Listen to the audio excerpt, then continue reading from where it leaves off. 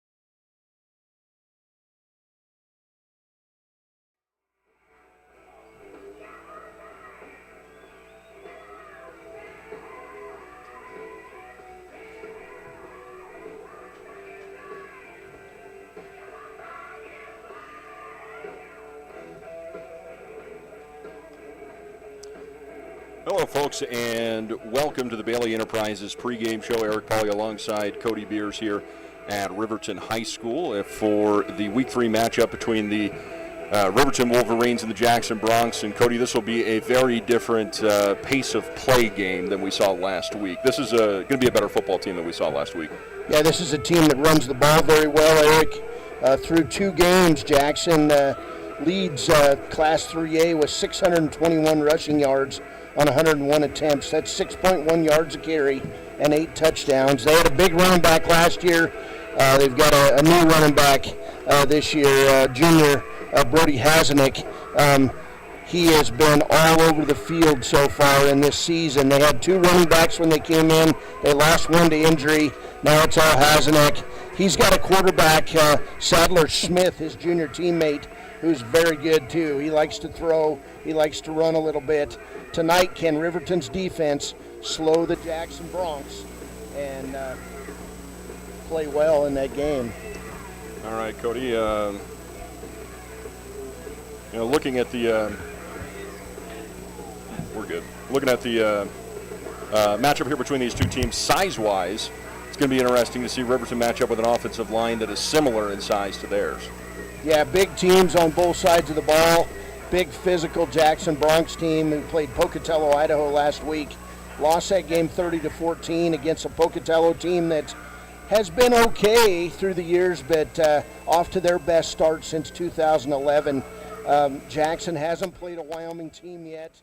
Riverton, well, this will be their 2nd game against a Bronx team, 3rd straight game against the West 3A Conference. So tonight we'll find out what Jackson's like against Wyoming opponents. All right, we'll take a short break here. We'll come back, take a look at starting lineups and also from some scores from around the state, a couple of games already getting started. So hang tight, folks, back after this here on KTAK 93.9 and streaming live at wyotoday.com.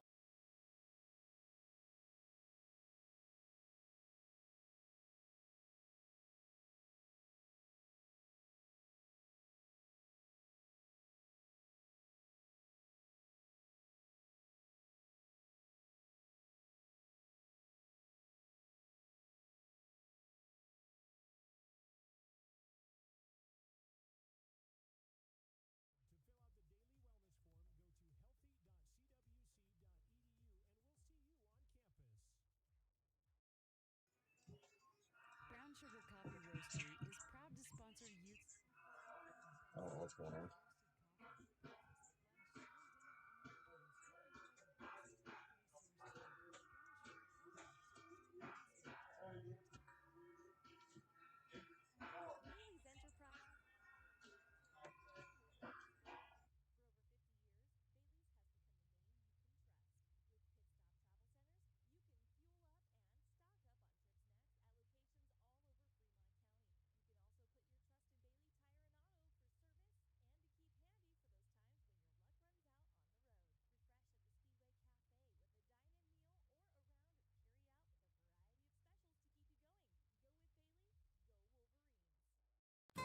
When it comes to protecting what matters most, it makes sense to choose an insurance agent who lives in Fremont County. Your local Allstate agent, Bill Brown, knows the ins and outs of both owning and protecting your home. Call Bill today for a free quote at 856-6573.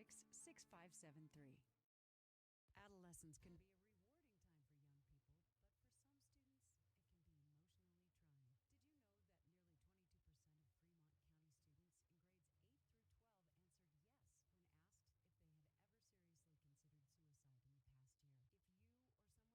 22% of Fremont County students in grades 8 through 12 answered yes when asked if they had ever seriously considered suicide in the past year? If you or someone you know is at risk for suicide, please contact the National Suicide Prevention Lifeline at 1-800-273-8255. That's 1-800-273-8255. Paid for by Fremont County Prevention Program. Cody Beers back here at Riverton High School for the Bailey Enterprises pregame show. Cody, last week we saw, I don't know if you would call it a breakout performance or if it was, the flashes that we'd seen previously coming to light, but a heck of a game from the quarterback, DeVries. Had just a fantastic ball game. Yeah, Riverton is now number 1 in passing in Class 3A behind Damon DeVries. 371 yards through the air, while completing 34 of 48 passes. That's 71% from a high school arm. Jackson is number 2 in passing, however, on the arm of Sadler Smith, 170 yards a game on 26 of 42 completions. Riverton, well, they've got a better secondary defensively than Jackson does, and today Riverton will try to take it against this Jackson secondary that's been pretty porous through 3 games in Idaho. They played Teton, they played Bear Lake, and Pocatello, and so far these teams having their way against Jackson through the air. I'm sure that's going to be part of the game plan tonight for Coach Troy Anderson and the Wolverines. The running game was significantly better last week than it was week 1, and you'd like to see the Riverton Wolverines continue to move the football against an offensive line that's going to, the Jackson coach, we'll listen to his interview here momentarily, but they said that they were about 260 across the line. I'm thinking about 230 across the line is what they'll have. So Riverton will have a size advantage, and Jackson pretty young up front. Yeah, Riverton will match up very well, and Riverton will be trying to do that straight-ahead zone blocking scheme. Took advantage last week. Trayton Hyatt, 141 yards on 23 carries, pair of touchdowns. Damon DeVries was outstanding on the ground, made good reads out of that option offense, rushed for 192 yards on 14 carries and 3 touchdowns. And 2 of those touchdowns, Eric, were over 40 yards. So it's going to be up to Riverton runners to take advantage of holes created by Class 3A's biggest offensive line. A line that pulled less in 0 week and week 1, and instead last week were the bullies against the Evanston offense. All right, folks, we'll take another short break here, come back and get to our Pokes preview and some rumblings about maybe a Mountain West season taking place, as well as our prep report, Riverton rear view, and our coach interviews. All that and more coming up next here on KTAK 93.9 FM and streaming live on wyotoday.com. High Plains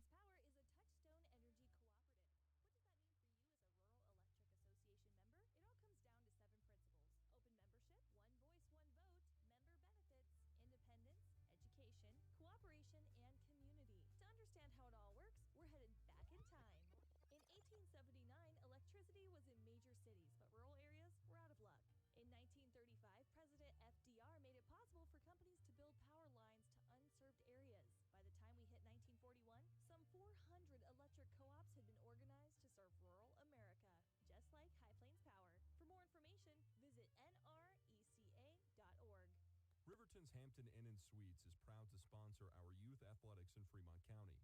Fremont County school athletics provide our youth timeless experiences and lessons that can lead to success for life. Setting goals, teamwork, and hard work make young athletes into good citizens. Your car or truck is an investment. When it needs repairs, you need someone you can trust to do the job right. Take it to Gunner's Automotive. They repair all makes and models of cars and trucks, from oil changes to brakes, tires, and more. Gunner's Automotive, 856-2288. Gales Carpet One is a proud sponsor of this Riverton Wolverines broadcast. Lombardi once said, "The only place success comes before work is in the dictionary." Gales wants to applaud these young athletes.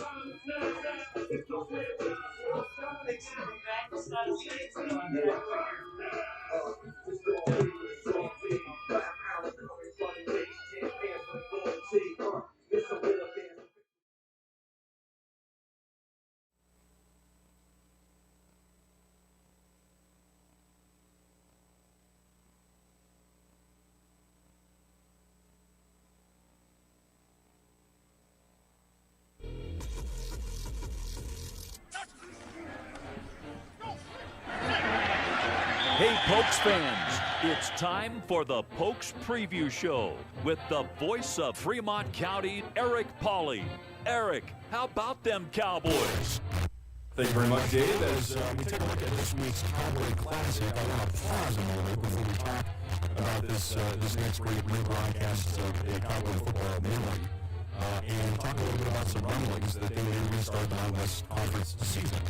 Now, it's been reported on from every market, so that means every school that has a team in the Mountain West Conference has reported on this in some way, shape, form, or another. Now, Some of these reporters are probably parroting what they've seen from other reporters outside of their market.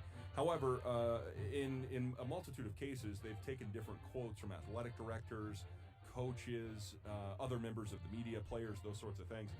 So the rumblings are real. Now, whether this comes to fruition or not, I don't know. And I'm not one to get my hopes up about this before it happens, but there's a discussion taking place to have an 8-game Mountain West Conference season for football. Now, that would conclude in December, middle of December, with a Mountain West title game, and that would allow the league to be eligible for, bowl games. Some of the teams in the Mountain West may not play. Hawaii, Fresno, Air Force, a few of the other schools, potentially all of the California schools. We don't know. We don't know enough yet to tell whether this is just smoke or if there's some real fire here to get this thing done. Boise State's been at the forefront of it. Their athletic director has talked about it. Wyoming has talked about it. CSU has talked about it. So we will see. Now, a look at the Cowboy Football Classic this week.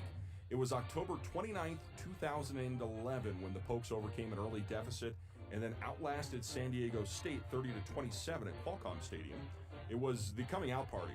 I mean, a big way for freshman quarterback Brett Smith, who threw for 341 and 2 touchdowns. He also ran for 2 touchdowns to lead the Pokes.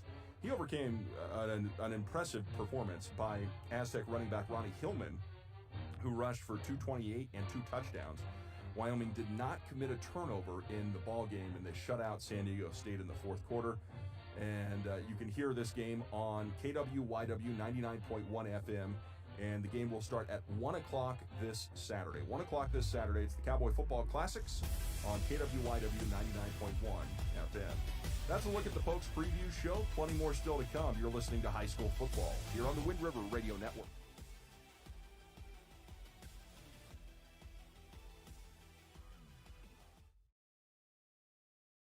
Papa Murphy's is proud to sponsor this week's Player of the Game. For a limited time, Murphy's barbecue chicken pizza made with KC Masterpiece barbecue sauce.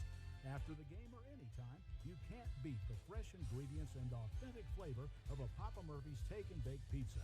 And you know it's baked right every time because you baked it yourself. Papa Murphy's on North Federal in Riverton. Drop in or order online at papamurphys.com. Go Wolverines!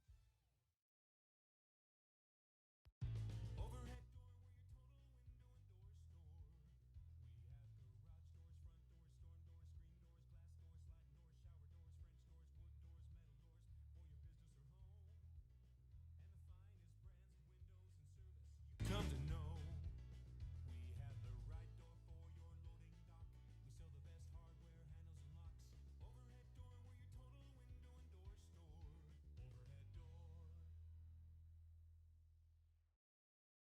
Lehman Studios is a proud supporter of Fremont County Athletics. Lehman Studios offers sports cards, mugs, statuettes, plus several photo package options. Visit us today at 210 West Main in Riverton. Lehman Studios, 856-3941.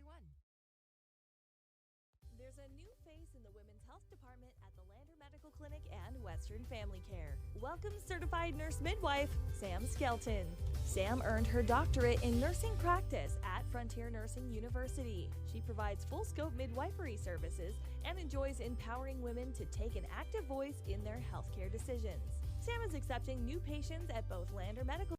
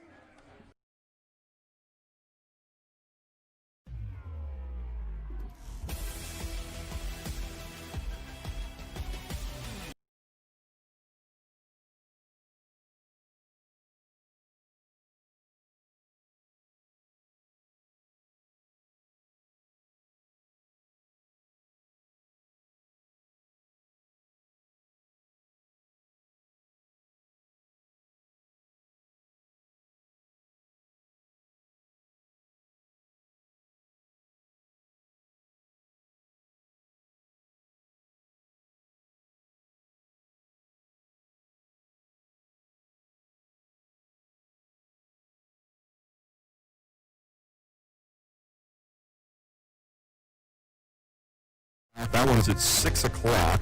Laramie at Cheyenne East, also a 6 p.m. kick. In fact, all of these except for the last one will be at 6 o'clock. Natrona at Kelly Walsh, and the Battle of Oil City. Sheridan at Rock Springs, and then Thunder Basin at Cheyenne Central. And look out for some fireworks in that one. That's a 7 o'clock kick. 3A football, Cody is at Buffalo at 6 p.m. Evanston is at Lander at 7 o'clock. Green River at Worland at 6. Jackson at Riverton.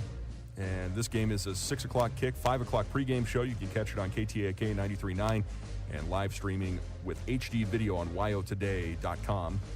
Rollins is at Star Valley. Powell at Douglas has been canceled due to some COVID-related incidents at the schools. Bighorn is at Newcastle in 2A at 6 o'clock. Big Piney at Pinedale at 7. Burns at Glen Rock at 7 o'clock. Cokeville at Mountain View at 1. So we'll have a final from that one. That was actually one of my favorite games to call each and every year, and it was generally a 0-week game in 2A versus 1A matchups anyway, between Cokeville and Mountain View back when I was down in the valley. And it's just when you play Cokeville, you don't think you're playing down a classification, and they're going to give you everything they've got each and every week. Thermop is at Kimmer at 5 o'clock. Pre-game show coverage starts at 4:30. We have the game for you on KDNO 101.7 Classic Country. Donnie Bjoris and Kevin Simpson with the call of the game, and Wheatland at Upton Sundance at 6 o'clock.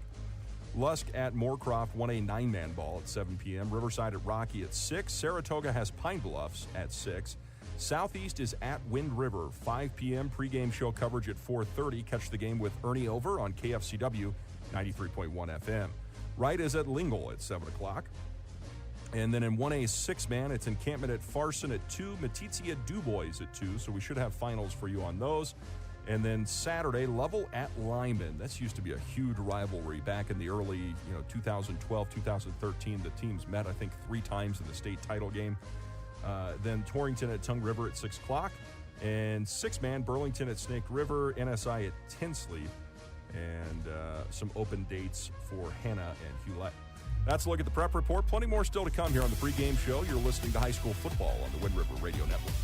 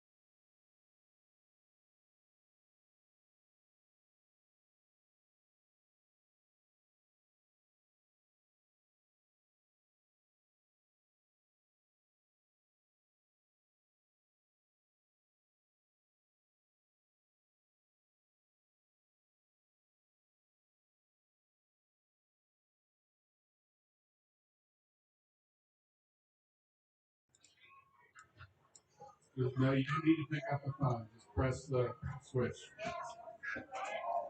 Okay, you connected?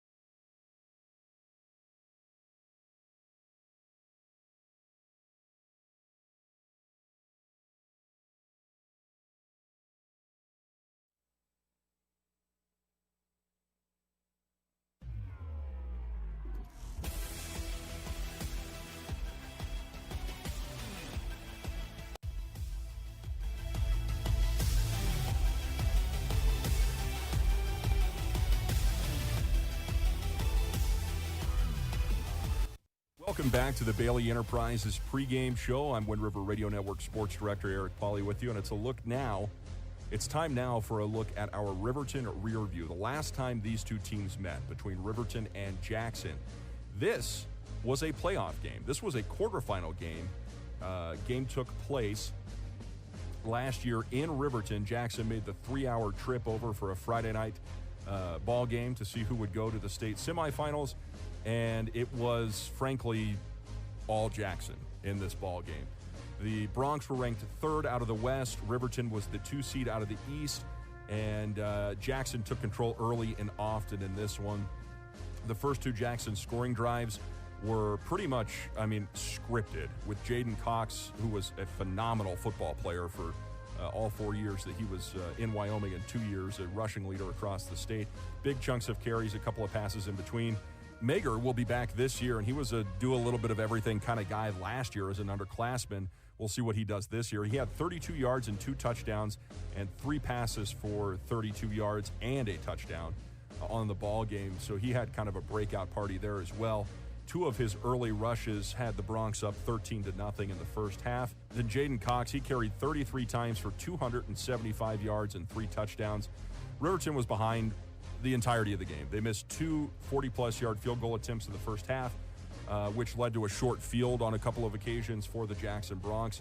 Dylan Lang completed 7 of his 23 attempts for $123 and 1 touchdown, which came late in the fourth quarter.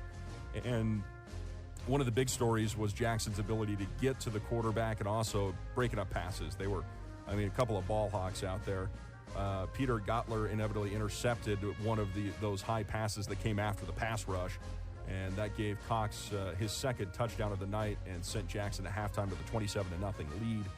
Third quarter, Riverton had a 3-and-out. Sadler Smith found Mager for a 12-yard touchdown pass. That was his 3rd touchdown of the ball game.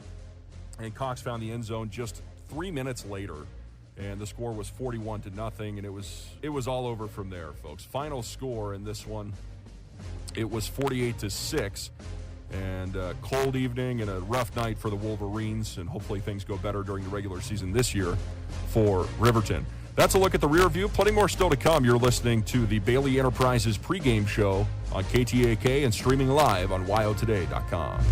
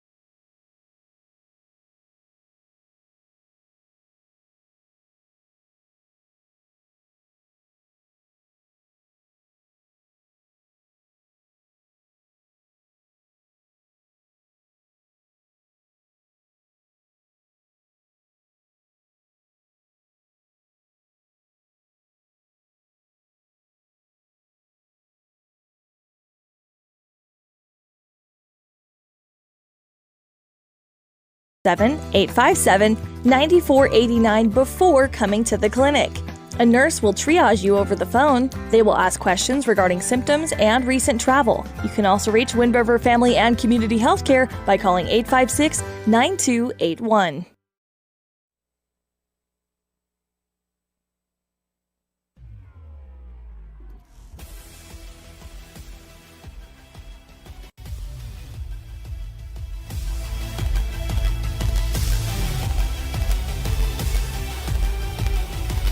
Welcome back, folks. Our Hey Coach interview with the Jackson Broncs head coach, David Joyce. I appreciate you meeting with us here on a late Thursday evening after you're, kind of finishing up for the week.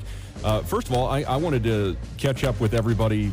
First of all, the summer was weird for everybody, and I'm curious, talking to different coaches around the state, how did that affect you guys numbers-wise in the summer? How did you go about your workouts without camps, that sort of thing? Did you see a difference in your participation this year? No, our participation was about where it was supposed to be. We had we used our 10 days in July, and so we were back in the weight room. Early May. It was tiered, so we could only have like 8 in there at once, and then we'd have to do another hour with 8, and another hour with 8.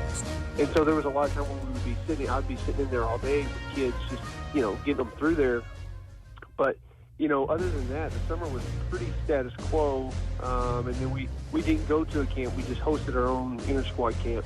Sure.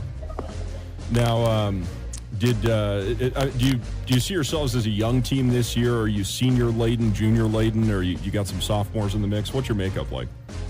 No, we're young. We'll play consistently 4 seniors, and then the rest are juniors. And so we are definitely a junior laden team. Okay. Let's talk about the first 2 weeks of the season here, because you guys are kind of an anomaly, having played out of state so far.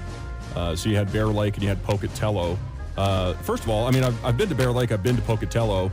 Are those 2 teams in the same classification in Idaho? Because Pocatello is pretty big, isn't it? Yeah, no, we played Teton first. I think they're ranked top 5 in 3A over there. Then Bear Lake was number 2 in 2A. And then Pocatello, I believe, I think they're in the top 5 now after last week in 4A. And so we played a 2A, 3A, 4A Idaho team. Okay. I guess returning to seeing some familiar faces when you start playing the Wyoming teams, where do you see your strengths and weaknesses so far after 2 weeks? You guys are 1-1 on the season. What have you learned about your team since 0 week? Well, we're 2-1 on the season, but the state of Wyoming is asinine. It doesn't count a game against our arch rival Teton, even though in the state of Idaho and the rest of the country, it counts the game for stats for max preps or anywhere else. Sure. But we can run the ball effectively when we want to most of the time. And we play good run defense. I think we're giving up like -3 yards a game right now, run defense. And so, we have some work to do in the pass game, covering the pass. And then, we need to get more consistent with our own pass protection. And then I think we could be. Okay. Take me through, I guess, offensively for you guys. Are you a between the tackles running team, hit the edge? Every coach likes to say we're multiple, right? But what's your goal in the running game to, is it between the tackles, outside? What's the plan? Well, our goal is to rush for 400 yards on you. That's our goal, but, it doesn't always work out that way. We like to run the ball. We like to establish the run game between the tackles. And then, if they're going to try to take that away from us, obviously we go outside. But we're a tempo team. And so, if Riverton's going to give us the pass in the pass game, then we have to take that as well. And so we kind of let the defense dictate what kind of run game or pass game we're going to have for the game. Now, can your quarterback get it done with his feet? It's Sadler Smith. Is he a threat running the football? Well, we think he's pretty slow. However, he can. He has averaging about 70, 75 yards a game. I think he had 85 against Bear Lake, and I think he had like 55 or so last week. And Teton he threw for right at 200, so we didn't have to run him as much because we got up on those guys early. But he is effective. He is a downhill runner. He can move the chains with his feet, but he is more of a passing quarterback. Okay, what's he got weapon-wise to throw to? Tell me about your receiving core. Well, our receiving core, we got a few kids on the outside in slot that are a little bit more boogie than they are size. Clancy Maher and Sam Scott.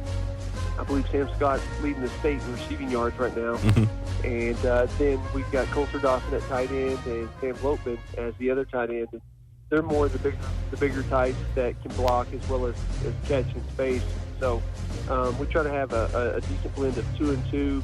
You know, where if we need that little wiggle, quick screen, we got it. But if we need a possession pass across the middle, we got a big guy doing it. What's your offensive line like? What do you guys weigh up front? Well, our left tackle is, he's about 260, 6'2". Our left guard is 6'4", and he's probably about 235. Our center is 6'3", he's about 260. Our right guard is our little one. He's 6 foot, about 200, and then our right tackle is about 5'11", and he's about 250. So size-wise, you guys are you're big. That's a big offensive line. I mean, Riverton brings some meat to the table this year, but did you bring experience on that offensive line, or are they a pretty young group? You know, like we returned 3 starters on the line. Oh, wow. Our left tackle, left guard, and right tackle. And then our center did get some playing time last year, but he wasn't our starter. Okay. Now, defensively, I mean, you returned one of the premier defensive players in the state, Coulter Dawson. He was still young, still is. Is he your play caller out there? Who's the headhunter? Who's the guy that gets everybody else amped up for you? He is. We've got some good edge rushers as well. I think statistically, I think we got a few kids tied to the lead in sacks in the state with 3, but he's the guy that makes it all happen. They'll get, we'll send him on a blitz and they'll get the sack because teams will try to block him versus everybody else. Sure. Looking at the Riverton offense and defense, where do you like your matchups? What do you see with Riverton and think, I think we're going to be able to get this done effectively? Well, we're going to be able to run the ball. I think, they're really big up front, but it looks like we might have a speed advantage with our edge game. So I think we'll be able to find some spots where we can run the football effectively. We worked all week on protecting the quarterback so that we can complete some passes down the field, but they do a good job with their offense in misdirection with their fly sweep stuff and trying to get your eyes to go somewhere else. And so, in high school, anytime that you can be deceptive, sometimes you have a shot to bust a big play. Last week against Evanston, half the time Evanston's linebackers were in a pass drop against the run. And a lot of that is just, deceptive with their slot receivers going in motion and some of their actions for the backfield, the quarterback and tailback. What about your secondary units? I mean, how deep are you guys? Do you have a lot of two-way starters, or are you, do you play kind of a squad ball? No, we're not Star Valley like that where we could, even though they don't. Star Valley's rolling out like 120 kids this year. Right. We don't have, we're not that deep. I don't think anybody else in the state is, to be honest with you. We got about half the kids going both ways. If we have an area of improvement, our secondary, we played a really good Pocatello team. They had, we're not slow by any means. I would put us up against just about any team speed-wise. Pocatello was fast. And they had a quarterback that was, kind of like Johnny Manziel. They moved the pocket. We scheduled them on purpose because we won't see a team like that the rest of the year. And, we busted some coverage that ended up costing us the game, 2 big plays in the pass game. So, we've got to do a better job keeping the ball in front of us. Riverton's got some tall receivers, from last year. We remember them from the playoffs, down there. And we know that they're going to take their shots with them. But, we just got to keep them in front, make a play on the ball. Looking at the stats that are available, and I realize your 0-week game isn't on there, but have you guys not punted yet this year? Punts for quitters. I was hoping there was going to be something good after that pause. we call our punt friends, if you know what I mean. I got you. That's code name for our punt. Punts quitters. Yeah, honestly, we have punted. I think we punted twice. Okay. We absolutely, unequivocally hate punting the football. Just, the kids don't like it. They want to go for it. If you get it, it usually hits in points. If you don't get it, your defense understands at least my coach is going for it. He's not taking the easy way out. And so, But, in our kicking game, Sean Vasquez, he is getting better. This is his first year kicking for us, and, he's put a few through the end zone. He's good from about 45. We just haven't had that opportunity really yet where it's been 4th and 10 or 4th and 5, the right spot where we would attempt a field goal. But, he made 4 PATs against Teton, made 7 against Bear Lake. He made 2 against Pocatello last week, and so he's solid as they get back there. Any injuries to be aware of this week, Coach? Anybody out from the last couple of weeks? Are you getting anybody back this week? No, we are not. We're healthy. Healthy as can be anyway. Okay. All right. Well, Coach, I appreciate you talking to me this evening, and good luck here. We'll see you out there tomorrow. All right. Thank you.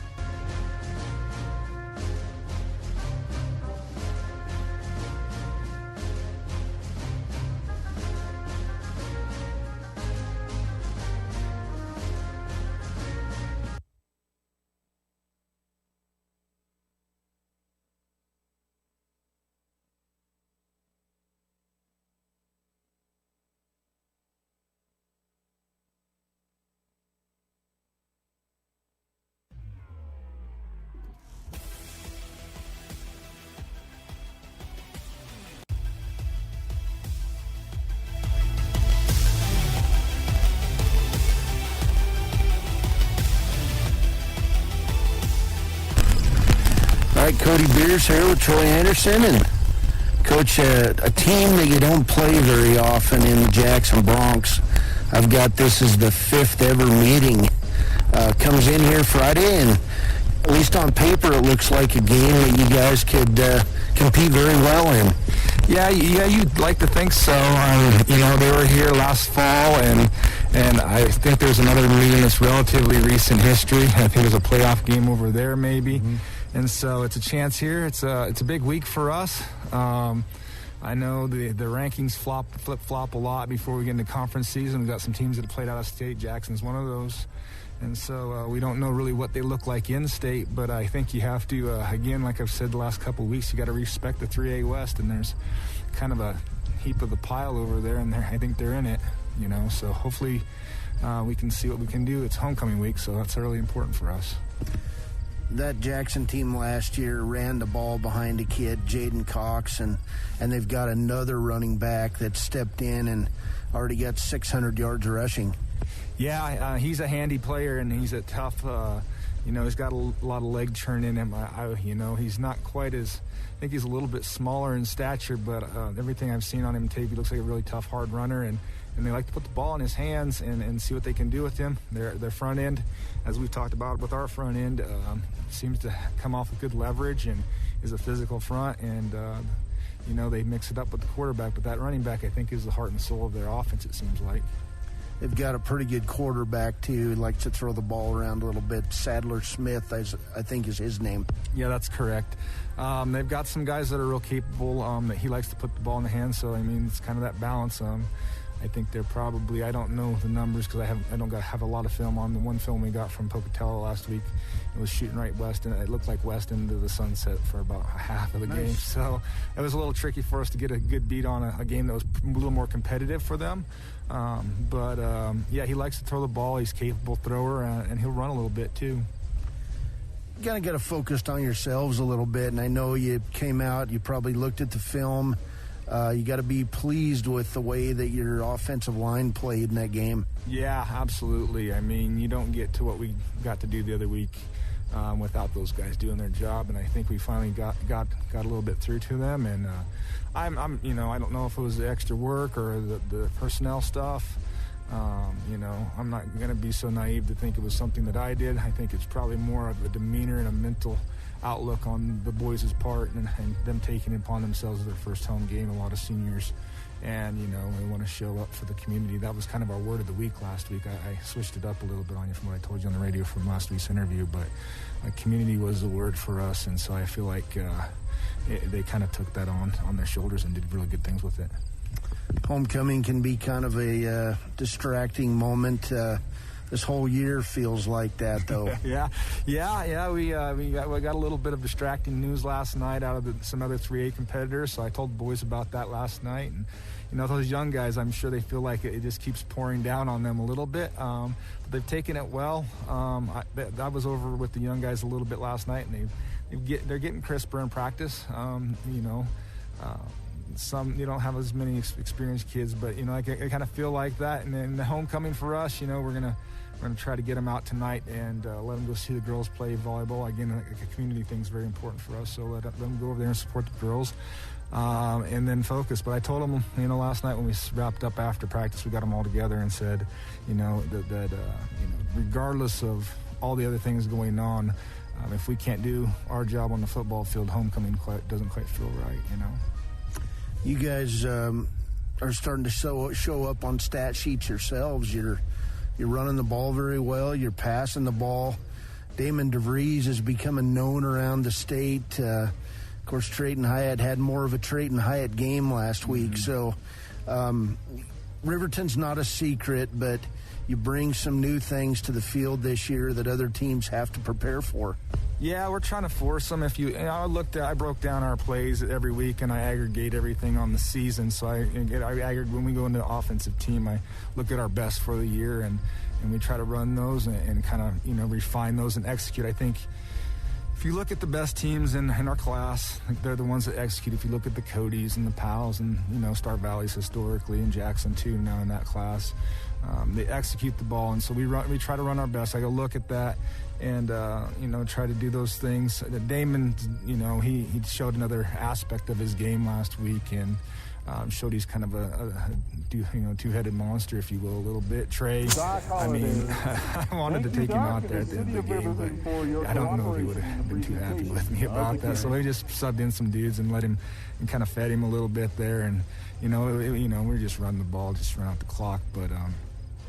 Yeah, so I think we're doing some good things there, but again, it starts in that front piece, and it gets very cliche to keep talking about blocking and tackling and running the football, but it is what it is, and so I think our stats, when I go back and look at them, we're about a 60-40 team right now, which is kind of about where I wanted to be, right in that space where we're doing it. We got enough throwing the ball. We got those outside kids, those quicks and those bigs that, have done a really great job by us. I'm about to post up. I was trying to get it up, but my service down that block that Lucas Ingle made up the sideline there the other day, that I think it got us 14, 15 yards. I mean, I like to get those kids out there in public and showing the things that, don't often get on stat sheets, Sure.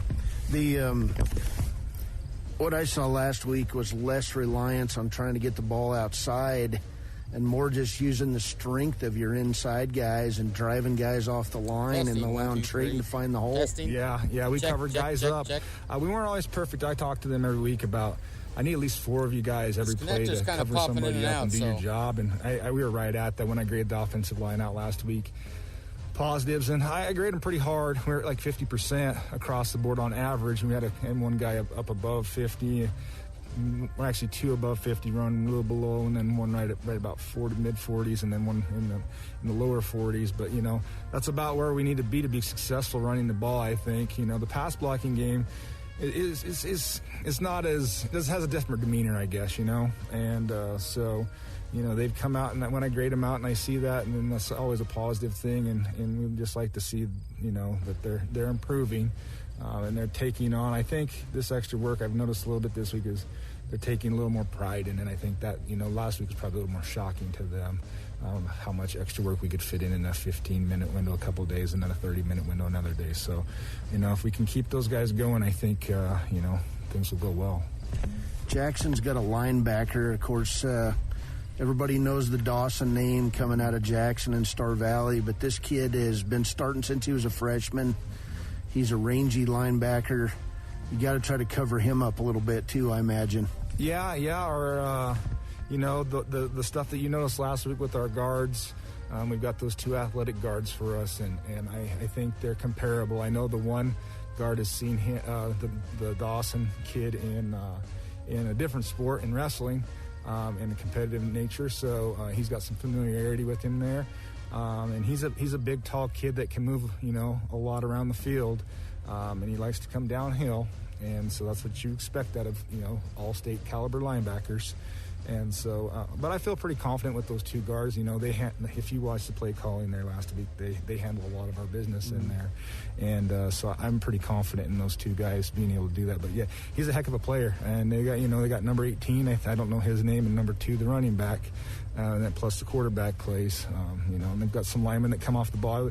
I would liken them a lot, and this is not a knock on either team, but a lot like the Powell team that we saw. I think is kind of where we're at with them, and Powell's very good. Sure. Well, speaking of Powell, and I know you alluded to it a while ago on this interview, but tough news in 3A to hear that a high school game's been postponed or even canceled between Douglas and Powell this week because of COVID-19 cases in Douglas. Yeah, it trickles into our effect because we've had the JV game with Douglas on Monday that we've already canceled. We coaches and I had a discussion. We got a contingency plan on that. We got to keep the momentum, right? I can't imagine what it feels like for those two coaches and teams. There's definitely a letdown, but then you've got to recalibrate and figure out how and what you can do to kind of keep some excitement and focus. And so I started talking with the guys last night about what, just in case what, and I think we've got a couple ideas. If the worst case scenario happens, then I think we can have something to provide them with the boys with the benefit of and make some excitement around it. But yeah, it's just terrible to hear. As a competitor, we played Powell. We'd like to see how Douglas matches up. I would reckon Douglas, I think the state rankings came out this week, and I reckon them probably all along as the top in the 3A East. I think that game they played, they didn't call it a game. It was a scrimmage, I guess, against Cody. They looked really good against those guys, and they looked really good in their other 2 games they played previously. So it's a disappointment for them to play, I'm sure, or not play, I'm sure, and a disappointment for us not to be able to see how we mesh out against those 2 teams. How does the protocol work with that scenario for you guys next week? Yeah, I know, that's a no contest, right? But that's not a conference game, and that's what I know. So it's not going to count against us. And if I remember the early ongoings, and I could be remiss on this, is that that if it comes down to it, I think the coaches kind of hash out at the end of the year. If we end up getting too many of these games knocked off and talk about it, it's a disappointment because. You never want to have to try to make a choice on paper. I would rather see stuff determined on the field, So it's a disappointment in that part. Now I'm hopeful we get to play it. I don't know, what they got going on down there. Reggie kind of handles that stuff, but I hopefully we don't have to do too much of this stuff on paper, in the end of the year. All right, Coach. Well, hey.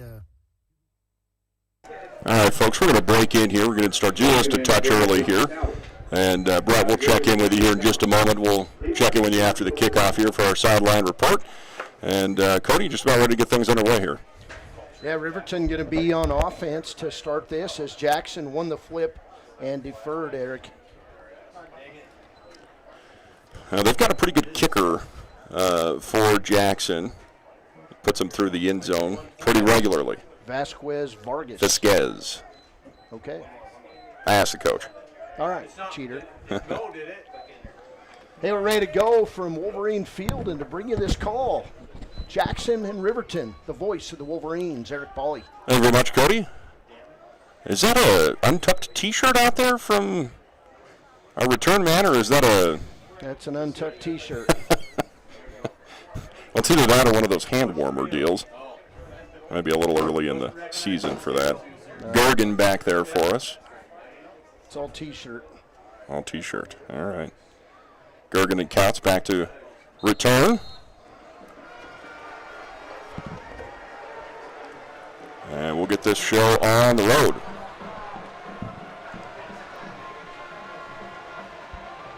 Dramatic pause here from Vasquez. Here's the kick.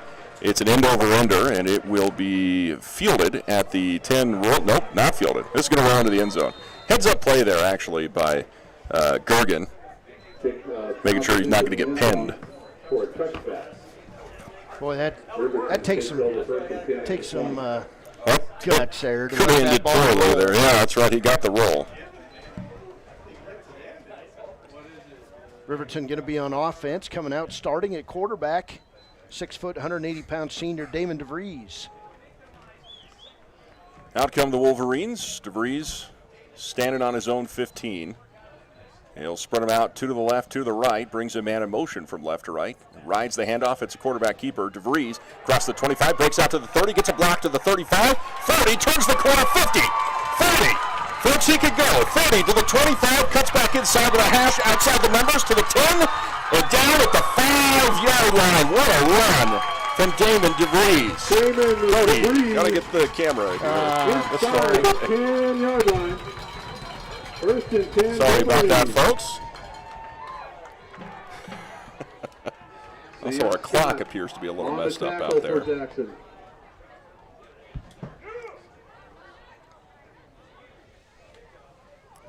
So the Wolverines will have a 1st and goal.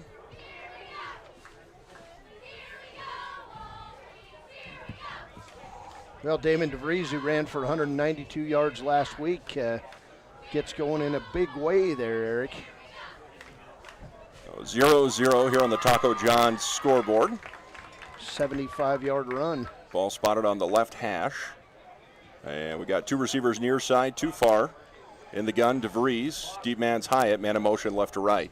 Takes a snap, fakes the handoff, quarterback keeper again. DeVries this time gets swallowed under here at about the 6-yard line. DeVries inside for no gain. William Pugh.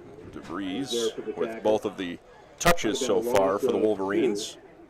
2nd and goal. And it'll be 2nd and goal from about the 7-yard line.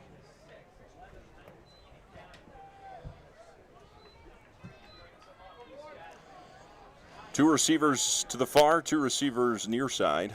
DeVries in the gun. Takes the shotgun snap, rides it, and then throws right side, and it is caught. Touchdown, Riverton. And that's Jared Lucas with the touchdown reception. Complete. We got 7 yards. Touchdown, Yes, sir. Wolverines. Well, Riverton strikes early in this one, and they lead it 6-0.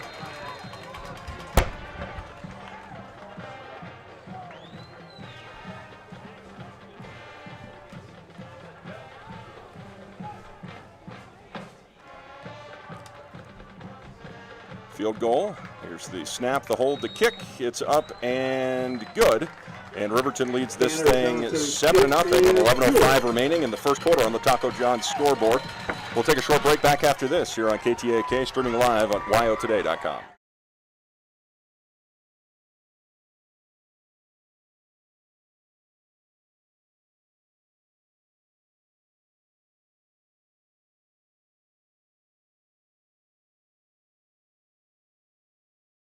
For someone you know is at risk for suicide, please contact the National Suicide Prevention Lifeline at 1-800-273-8255. That's 1-800-273-8255. Paid for by Fremont County Prevention Program.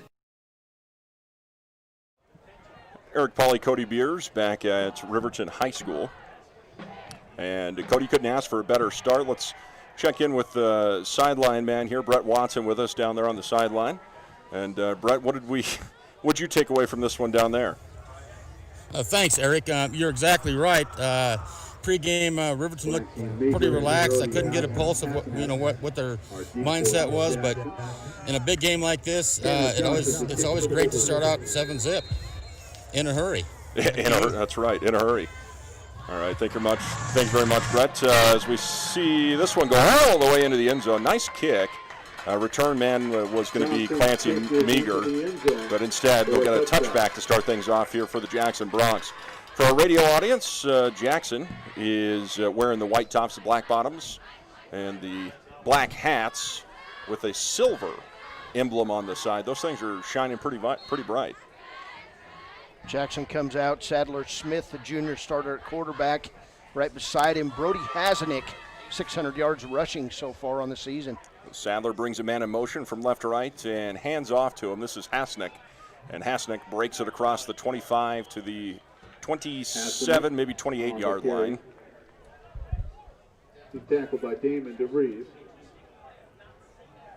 Gain of about 9 on the play, 2nd and 1. Second and short. Sadler takes it, rolls, throws. This is caught on the run at the 30-yard line and out across the 35 down to the 37 is Clancy Meager. That's good enough for a first down. Tackled by Bryce Nimmo. First down, Jackson, and on the move here, Sadler tosses right side to Hasnick. And he'll be wrapped up at the line of scrimmage. Riverton with a first down stop there. That's senior defensive end Broden Mathis on that stop. No gain. Second and about 9. And Sadler will see flags fly here. Chris Topom, Broden Mathis drawn off on that. 10:09 on the Taco John scoreboard.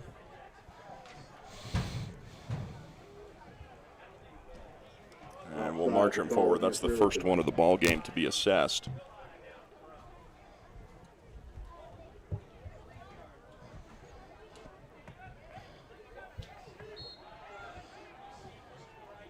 Sadler in the gun. Brings a man in motion right to left, rides the handoff. A lot of trickery there. Off to the races, right side goes Hasnick. Across the 30, breaks at the 20. My, oh my, he's fast. Touchdown, Bronx. Man almighty, Cody, he's got wheels. Wow. Hasnick, 57-yard touchdown, Eric, and yeah. Well, these two teams trade blows pretty quick.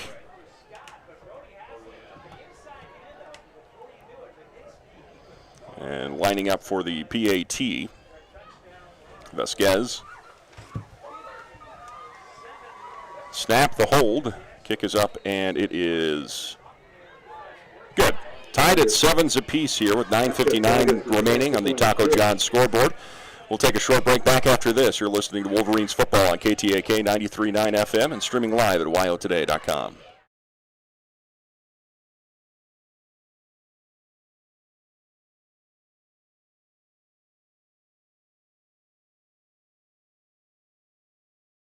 Up and stock up on trip snacks at locations all over Fremont County. You can also put your trust in Bailey Tire and Auto for service and to keep handy for those times when your luck runs out on the road. Refresh at the Speedway Cafe with a dine-in meal or a round of carry-out with a variety of specials to keep you going. Go with Bailey, go Wolverines. Eric Polly, Cody Beers back at Riverton High School, week 3 of the 3A season. Riverton fresh off of a big W last week against the Evanston Red Devils. Jackson Bronx have only played out-of-state opponents so far in town. And we're tied up here at 7s apiece. Riverton with a couple of big plays. Jackson answered back with a couple of big plays of their own. Really one big play each. A 75-yard run for Damon DeVries, 58-yard run officially for Brody Hasnick. 9:59 to play, first quarter.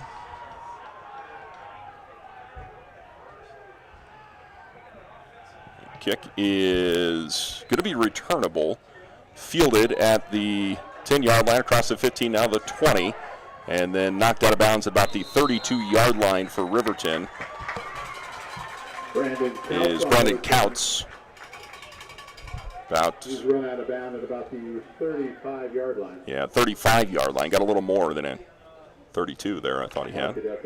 So we'll mark him at the 34. That's where Riverton will start their drive. DeVries brings him out. Single receiver to the far side is Engel in isolation. I'm going right there if I've got a chance here. DeVries takes the snap and then hands off. And Hyatt's trying to back his way into a couple of yard gain. Got maybe 2 on the play. For about a yard.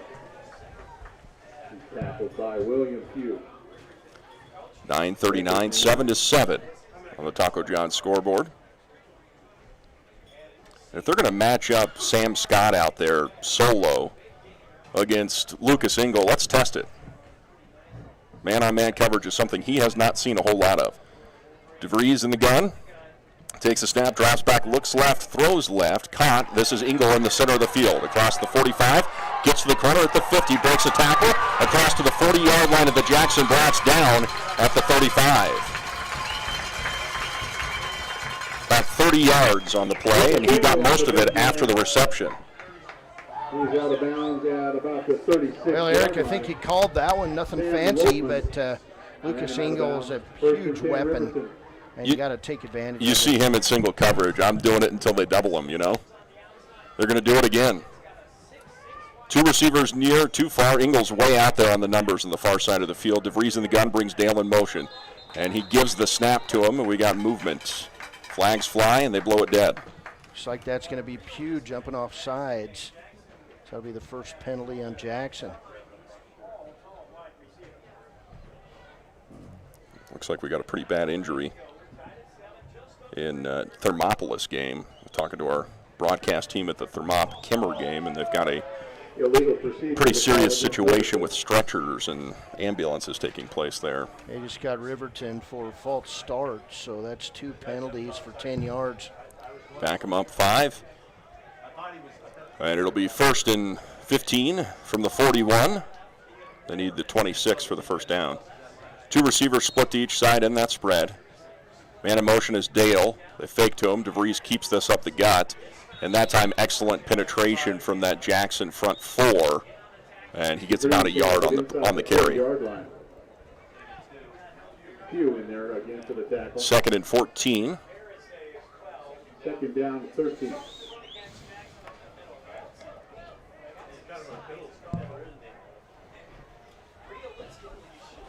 Engel out there on the numbers once again by himself.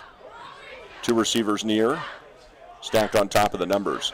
DeVries in the gun, takes the snap, rolls left, looking to throw cross body, steps into it, fires it, and it is out of the fingertips of Jared Lucas at about the 25-yard line. Had him and just couldn't reel it in.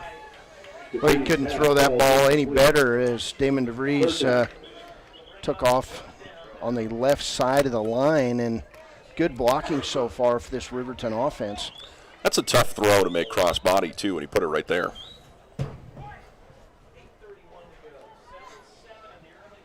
Sevens apiece with 8:31 to play in the first quarter. 2nd and about 14 now for the Wolverines. And say holding on Riverton now. Huh. Missed that flag. I did too. Well, they were almost ready to snap the football there, weren't they? They were to the line. 3 penalties now for 20 yards on Riverton. We're going the wrong direction here. 2nd and a mile. Engel on the far side by himself on the numbers. Got a guy on the hash and then 2 near side. DeVries drops back, throws over the middle, looking for Engel, and it is incomplete. That one was pretty far up there, and if it goes through Engel's fingertips, that means it was pretty darn high.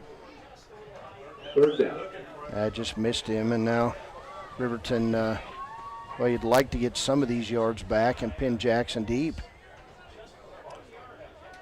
Even if you got half of it here, Cody, I mean, you're not in field goal range with half. But even if you got half of it here, you might be looking at not punting and just going on 4th down and seeing what you can get. Same formation. Deep back Hyatt. There's the snap. DeVries rolling left. Looks to throw over the middle, and it is knocked out of the air. That was a dangerous throw.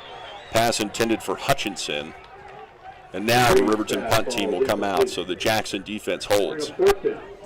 Yeah, Riverton having to go to the pass. Gotten 2nd and long, and Jackson able to just tee off on defense, and that pass breakup Sinek is back to receive the punt by Henry Hershock. Deep for Riverton.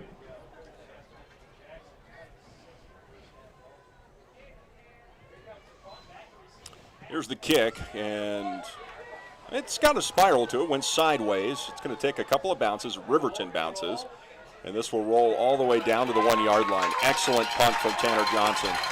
Excellent punt. Johnson's punt is down at the 1-yard line. 48-yard punt by Tanner Johnson. Pins Jackson deep. Southeast leading Wind River 28-0 in the first quarter. Uh-oh. Adam Matizzi beat DuBois today 43-33 in 6-man ball.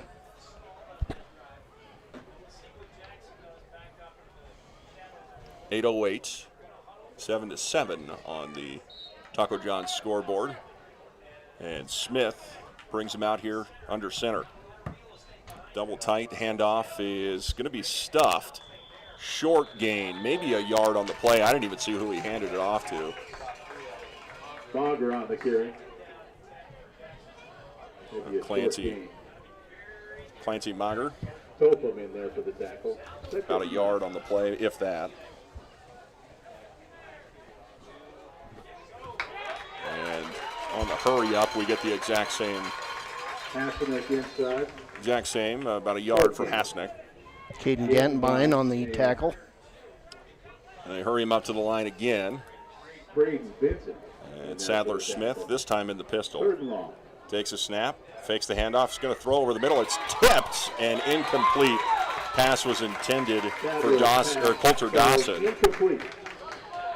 And boy, they got a finger on that one at the defensive line. That was potential interception there. Yeah, Coach Troy Anderson talked about that. 3 and outs are a key. That pass breakup by Chris Topalm. And now Riverton will get the ball. The punt is going to be short. This hits at the 40, takes a big Jackson bounce, though. Can't blame Dale there for walking away from that one, as he probably would have been creamed at about the 40-yard line there. And then it rolls across the 50 to the 44, and that's where Riverton will take possession. 52-yard punt by the punter, Jack Brown.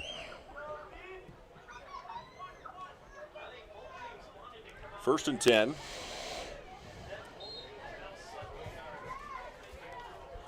Ball at the 44. Riverton stalled out on their last drive. Let's see if they can pick back some momentum here. Man in motion is Dale. They ride the handoff and then give it to him. Dale makes the corner at the 50, still on his feet, and dragged down at the 47-yard line of the Jackson Bronx. On the jet sweep. He's got 8 yards. Makes it into Bronx territory. Alexi Dina.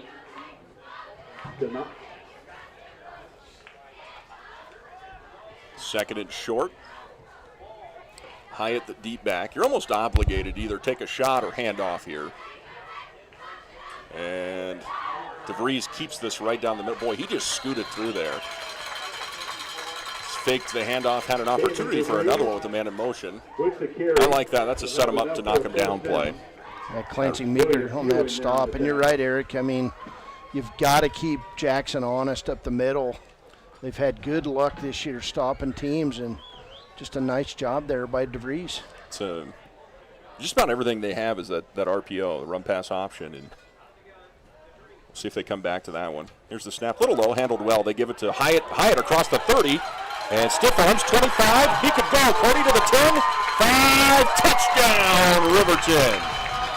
Hyatt flexes a little bit on the stiff arm. How about it? There's a penalty on the flag. Uh-oh, it's coming back. Flag back at the 40-yard line. That hurts.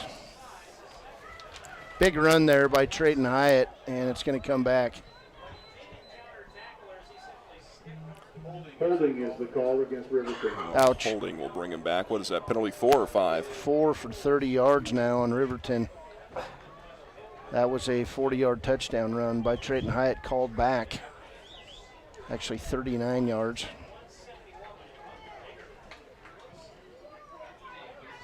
Well, the Wolverines have shown they can move the football against this front of Jackson. They've just kind of shot themselves in the foot here a little bit the last 2 drives. 2 receivers near side too far. Got Dale and Lucas here on the near side. Engel and I believe that's Hutchinson over on the far side. Dale takes a run across the field and a fumble as DeVries was riding. That's that same formation. DeVries was riding the handoff to him, and either he pulled it or Dale let go of it thinking that he was going to take it, and the ball ends up on the carpet, and now it's 3rd and a mile. Makes it 3rd and long. Yeah, about 3rd and 21.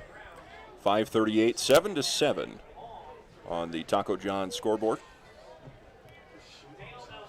Dale outside the hash here near us. And they'll send him out now 3 wide on the right after the motion. They throw over the middle, and a miscommunication there. They were looking for Jared Lucas, who kind of released out of the backfield to get there. And by the time he turned to look for the football, it was already behind him, and it landed in the center of the field. So Riverton will have to punt.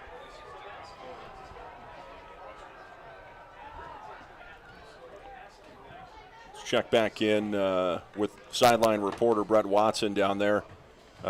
Brett, did you see the hold on that touchdown that got called back? I didn't, Eric. It was on the other side of the field, but he did have a nice crease, so I'm assuming some whiteout or something hooked an arm, or but he did squirt out of there. So, well, Brett, you're down there. Guys are being a little bit picky, so it might be a lot of penalties here too. You're Back down. to you. You're down there on the sideline. Any sense of frustration from the Riverton coaches with 5 penalties here in the first quarter? There really hasn't been. But like you said, we've been our own worst enemy. 2 drives that have just stalled. We've got good gains, and then all of a sudden we stall with mistakes. So the good thing is we're still moving the ball. All right, Brad, thanks. What was that call there, Cody? Legal procedure. Legal procedure. That's what I thought. 5 penalties for 35 yards now. All right. Jackson's coming after this one. Snap is low. It bounces to Johnson. He still gets a good boom to it. And this will be touched by Jackson, knocked out by Riverton, picked up, and then kicked down to the 5-yard line, and then down to the end zone. Touchdown, Riverton.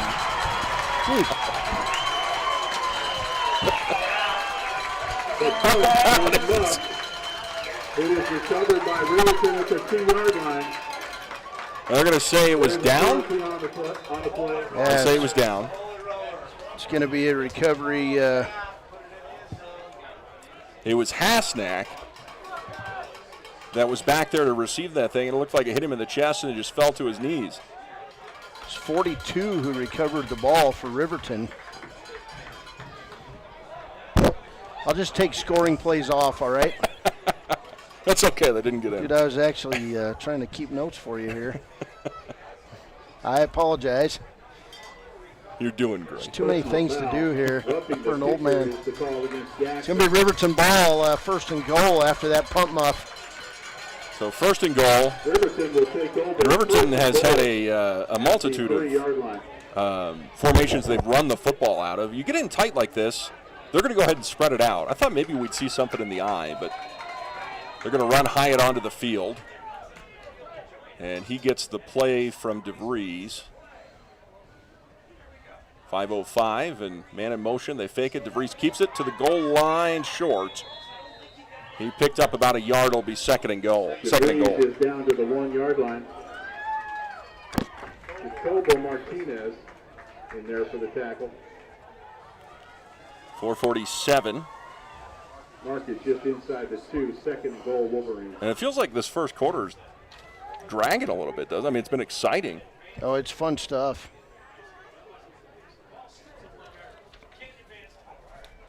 DeVries in the short gun here. Hyatt the deep back. 2 receivers split out to each side. Takes the snap, handoff Hyatt right side, and he gets hit in the backfield. He falls forward for a gain of 1. And now it's third and goal. Tackle going to be by Clancy Meager, his second tackle of the ball game. Meager on the tackle. You're in 4-down territory here. Oh, easily, yeah. I think you got to do it. Goal. Under 4 to play in the first quarter. DeVries in the gun. Takes a snap, rides the handoff, and he's going to get sacked. Boy, they came for it. And that was Henry Hershock. Came on the blitz there, and now Riverton's backed way out of here. They're probably going to kick it. They're going. 4th and goal here. I mean, you got a weapon in Tanner Johnson. What do you think? You do, but I think Riverton thinks they've got a play dialed up here with the big receivers.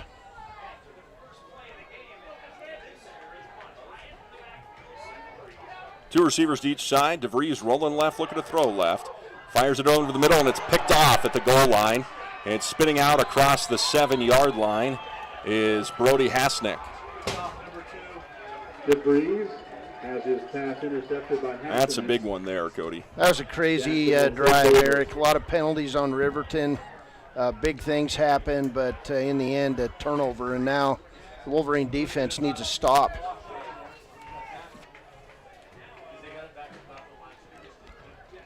.3:17 to play in the first quarter.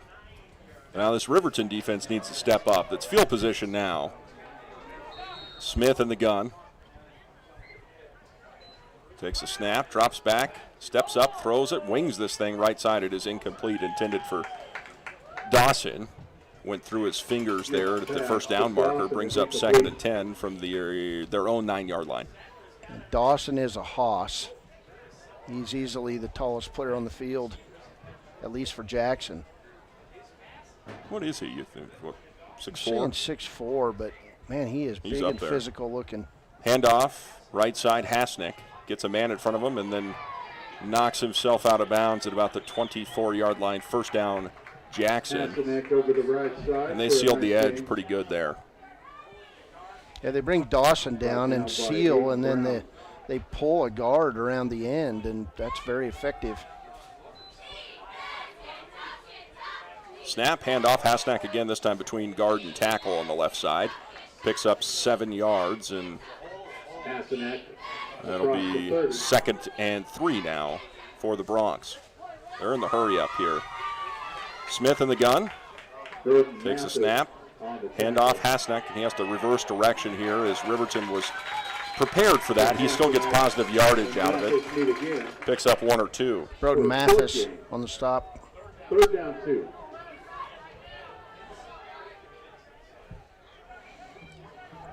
Third and short. They'll bring a man in motion from right to left. Fake the handoff. It's a quarterback keeper and just sneaking through. I mean, just sneaking through is going to be Sadler Smith. Smith on the keeper. Isaiah Bidman. Used his body well there. Smith, a pretty tall kid. 2 receivers far side, single near side. Smith dropping back, looks right, looks him off, throws left, wide open. Here's Hasnick across the 40. Dale wrapped him up here at about the 20-yard line. And that was an excellently executed fake. About 10, 20, 30. He's run out of bounds by Blake Dale. 20, 30. What, close to 40 yards on that one? 10 Jackson. 42 yards on that. Sadler takes the snap, handoff, this time Hasnack to the edge, scoots back in at the 5 to the goal line, touchdown Jackson. And boy, he must have been hit by 4 or 5 different players there and just stayed on his feet. 22-yard touchdown run. Pretty resilient kid. So with 1:55 to play in the first quarter, it's 13-7. And now Pesquez ready to line up for the kick. Here's the kick. Riverton came after it, but he'll get it through cleanly. And that was a lot of back and forward for the third score of the game. 14-7, Jackson leads it. We take a timeout. You're listening to Wolverines football on KTAK, streaming live at yotoday.com.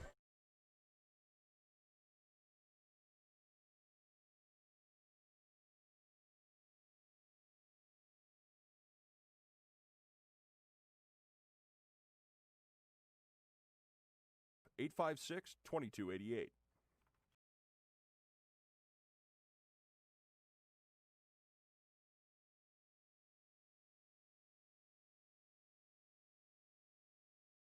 Success comes before work is in the dictionary. Gales wants to applaud these young athletes on their drive to become the best team possible and show the state of Wyoming what it means to be a Wolverine. Gales Carpet 1, Floor and Home, 220 East Main in Riverton. Go Big Red!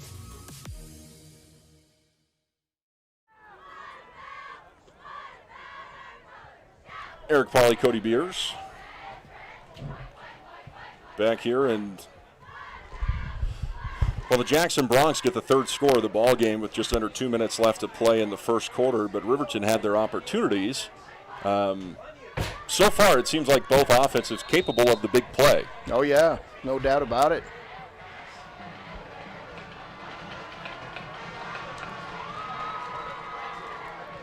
end-over-end kick, fielded at the 18-yard line. And Gergen brings it out across the 25 to the 30 and cuts back in at the 35. A bunch of flags on the field here. 1, 2, 3, 4. That's a second penalty there. A hail of yellow flags.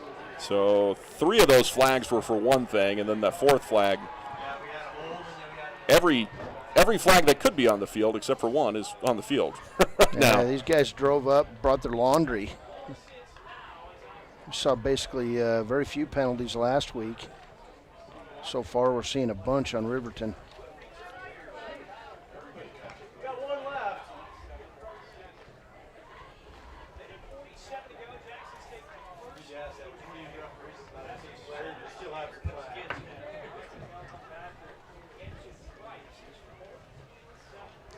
We're going to address how to address this, Cody. Multiple penalties on the play. How many penalties total between the two teams right now? Are we 6 close? penalties. 6 This will be total? number 7. So this is just number 2 on Jackson, or is this? I think it's on Riverton. Block in the back. Offsetting penalties, Okay. with the exception of a block in the back. I think so. There were 3 penalties on the play then. One of them, this one that was down here on the sideline. You can see the official kind of talking about it a little bit there with Riverton coaching staff, but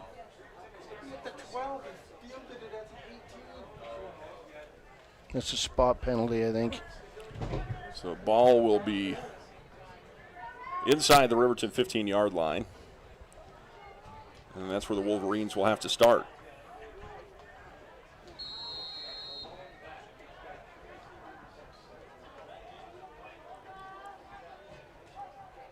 And boy, a lot of motion there a lot of misdirection there from Riverton, but it didn't go anywhere. They were ready for it.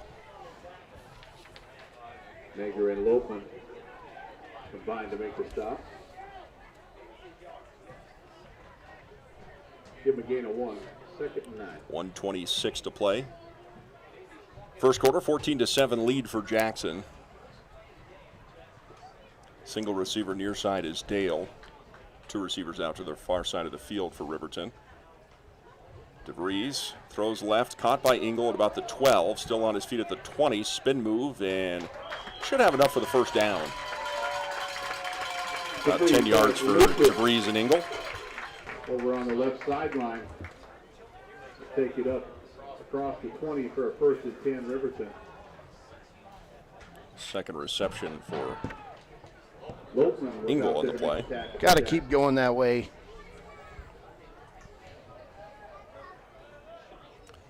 Two receivers near side, 2 far side in the gun. And DeVries bobbles the snap, has to fall on it. And that time the snap came kind of wide right for him. He tried to bat it back to himself and just heads up a play there for getting his hands back on it on the ground. Clock ticking inside of 40 seconds here on the Taco John scoreboard. Thermopolis up second quarter on Kemmer, 8-0, Eric. Star Valley up on Rollins, 20-0 in the first quarter. Ooh. Welcome back to Wyoming, Star Valley. Yeah, right. DeVries taking the shotgun snap. Rolls way back. Now he's going to have to tuck and run with it. Makes the edge across the 20 to the 25, and then rolls across to the 30.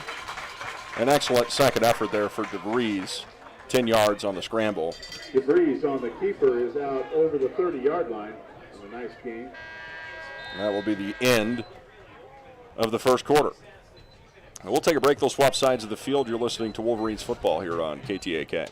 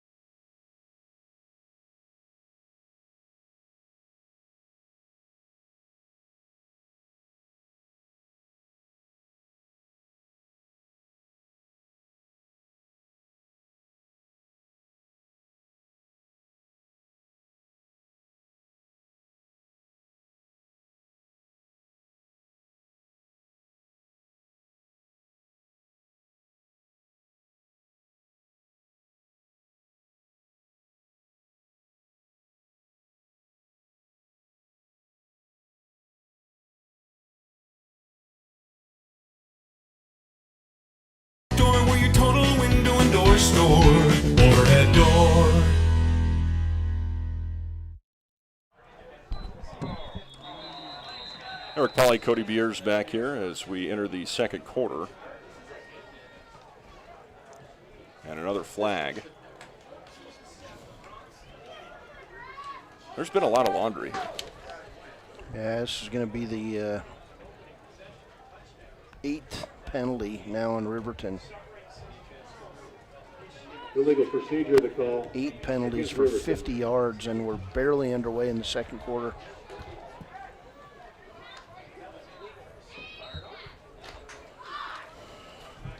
So 3rd and 8 now for Riverton. Shotgun snap to DeVries, rides it, and he's going to get sacked. Jackson was leading the state in sacks, and they've got some pretty impressive edge rushers, loss of 5 on the play. And that's where Riverton will have to punt now.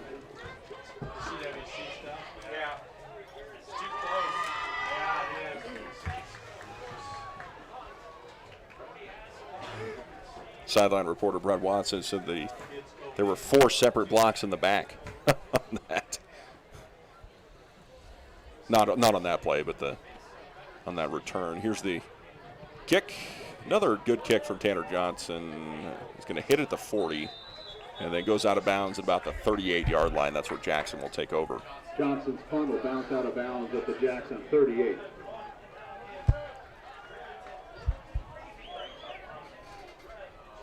Let's send it down to Brett Watson here. As Brett, there were 4 separate back block in the back on that play. Is that what you said? That's what it appeared to be. He said there was 3 penalties declined, and they accepted the 4th. I thought the one was a sideline infraction on Riverton again, but that's what I I'm thought. starting to sense a little frustration on the sideline of Riverton. So, all right, thanks, Brett. As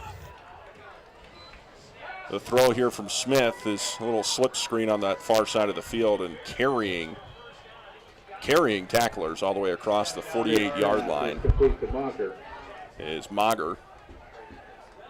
Let's see where they say he went out of bounds at, because it looked like he got the first down, but they're going to mark it back there. It'll be about 7 yards. And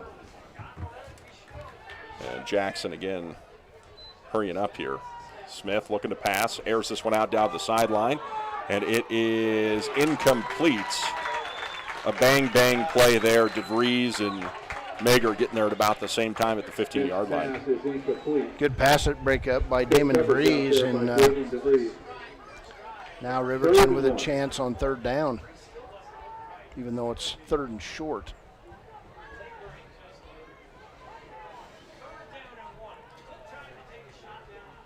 Third and short, and they bring him in tight. The handoff right through the tackles, or guards. Ball pops out. I think Riverton got it. See if they say he was down or not. It's Riverton football. Well, that helps. That helps greatly. I did not see who got that. Braden Vincent comes up with the fumble. Riverton takes over 1st and 10. First and 10 from the 49. Braden Vincent all around the football game, or the football in his 3rd game, Eric. He recovered that muff punt down there. He just recovered a fumble. Engel in isolation here to the near side. In the gun, DeVries, handoff to Hyatt.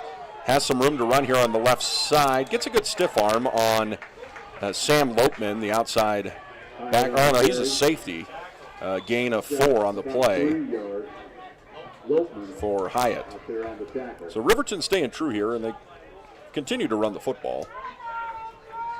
I like Riverton's game plan here, Eric. They've come out, did some fast things, and now you're going to say, you know, we can run the ball, and they have in this game. 10-28, 14-7 Jackson. 2 receivers near side, too far. DeVries in the gun. Steps, throws left, caught by Engel at the 40. Shakes right, goes left across the 35-yard line down to the 32. And Lucas Engel is just, if the ball's in his zip code, man, he's unguardable. For a 1st and 10 Riverton. Scott on the tackle. 1st and 10 Riverton.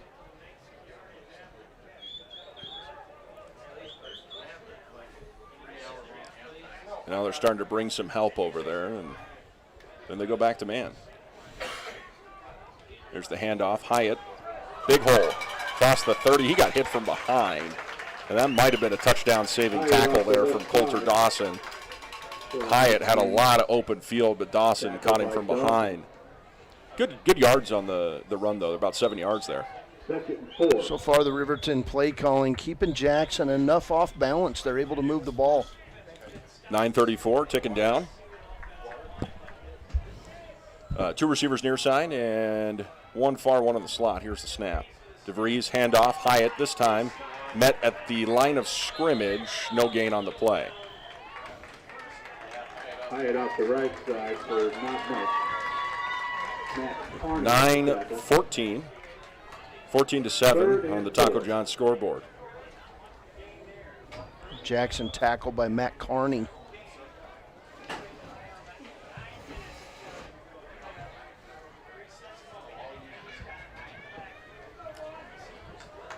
Two receivers near side. DeVries in the gun. Takes a snap, rolls right. Being chased down, throws over the middle, just a bit behind his intended receiver, Jared Lucas. And he was being pressured pretty quick.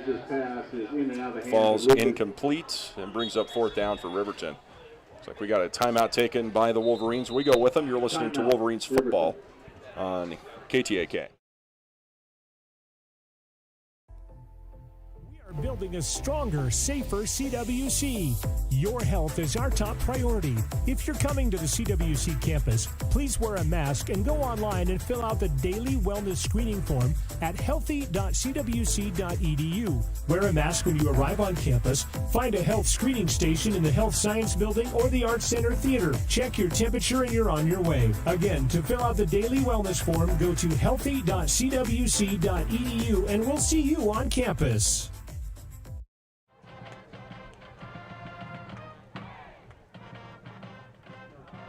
Years back at Riverton High School. 4th and question mark here for Riverton. So they went for it on 4th and about a yard earlier in the first quarter. Did not get it. They're probably at the edge of field goal range here. But it's 4th and, what do you say, Cody, 4? Looks like it. Get some scores after this. DeVries in the gun. The snap looks right. He's going to step up here. He's going to have to run for it. Gets across the 25, dives forward. It's going to be very close.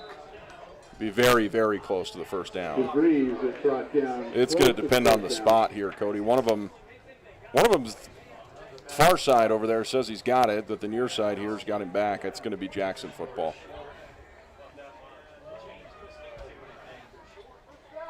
See if they talk about it, but yeah, that's Jackson football. The spot from the far side of the field was there. Near side spot was not, and he had a closer view of it. Boy, and here's the drive of the game here defensively for Riverton. They need to dial in a 3 and out. 14-7, 8:33 to play.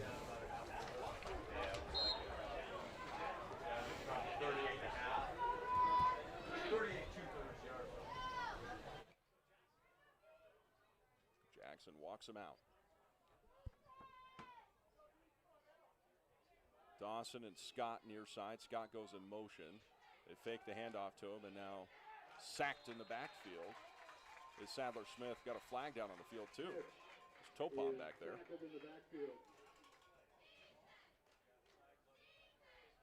Topon and Hayden Brown in the backfield as a penalty.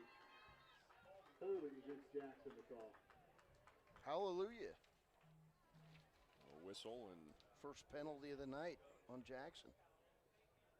We're going to decline this, right? We got a sack already.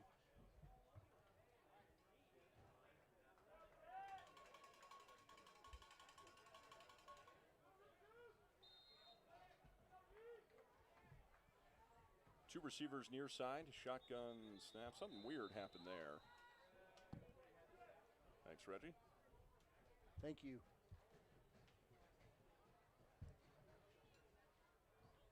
False start against Jackson. It'll make up time. Feel like I've missed school, making up homework here.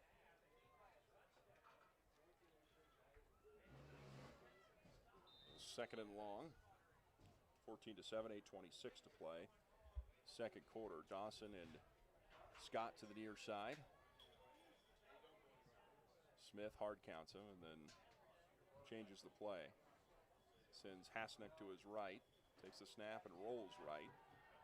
Throws this one over the middle. It's caught. That was a frozen route to Scott.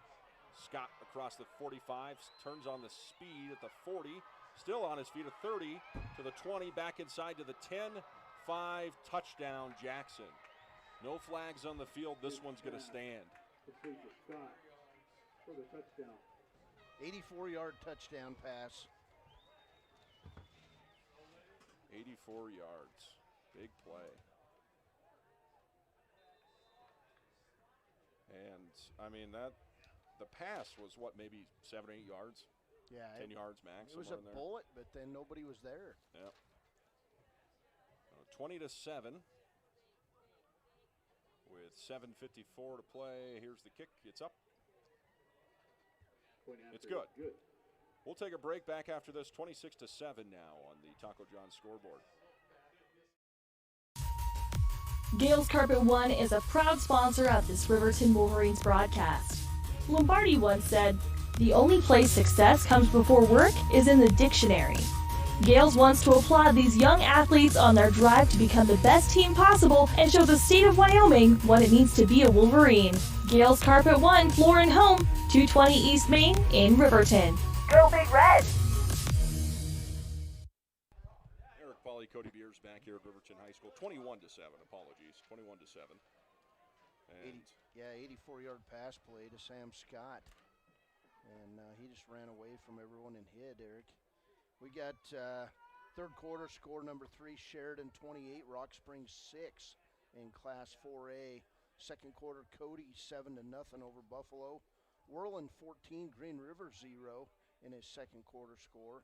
And of course, number 1 Powell, number 5 Douglas canceled.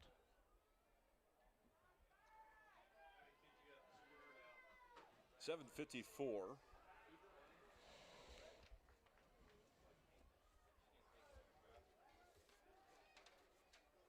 Play in this first half.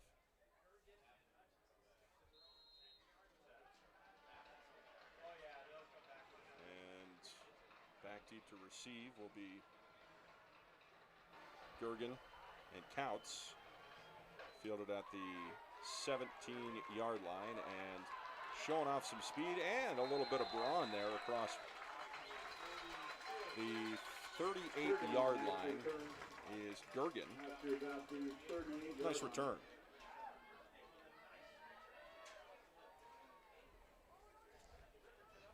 Plenty of time. Riverton moving the ball in this game. Just going to have to do it again.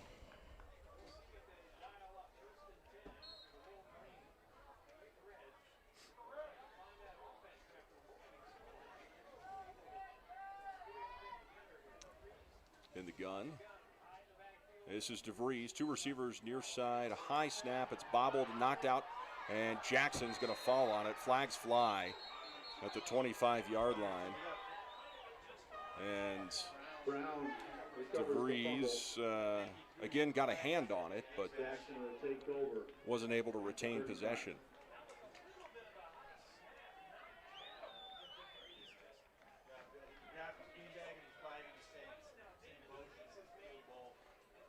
It'll be Jackson football at the 26-yard line.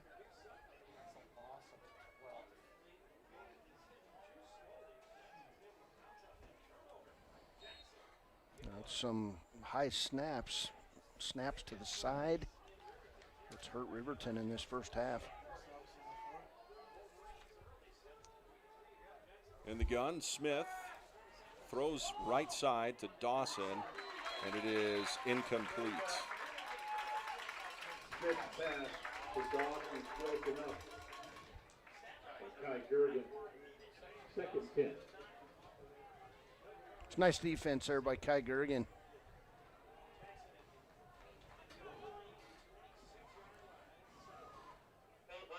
Smith looking for the play from the sideline.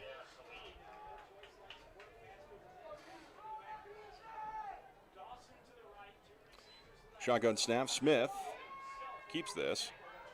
And flags fly after the play. Smith keeps it for a gain of about 10. Be close to the first down if it stands. Once again, you're asked to remain in the stands. If you're not going to be in the stands, you'll be removed from the game. It's Broden Mathis on that stop. We're waiting for a penalty here.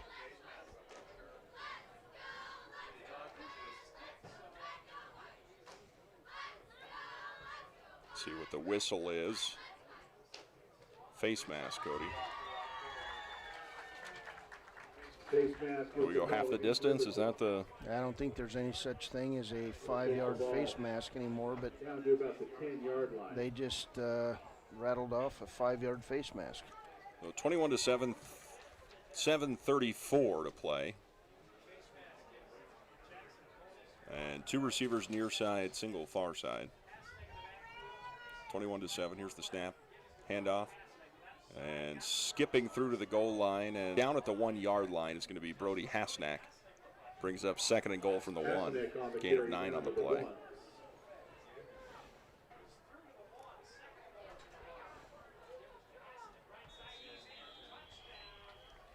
Hasnack scores on a 1-yard touchdown run. Hasnack finishes it off, and well, we'll take another short break here, folks. 27-7, they'll kick the PAT.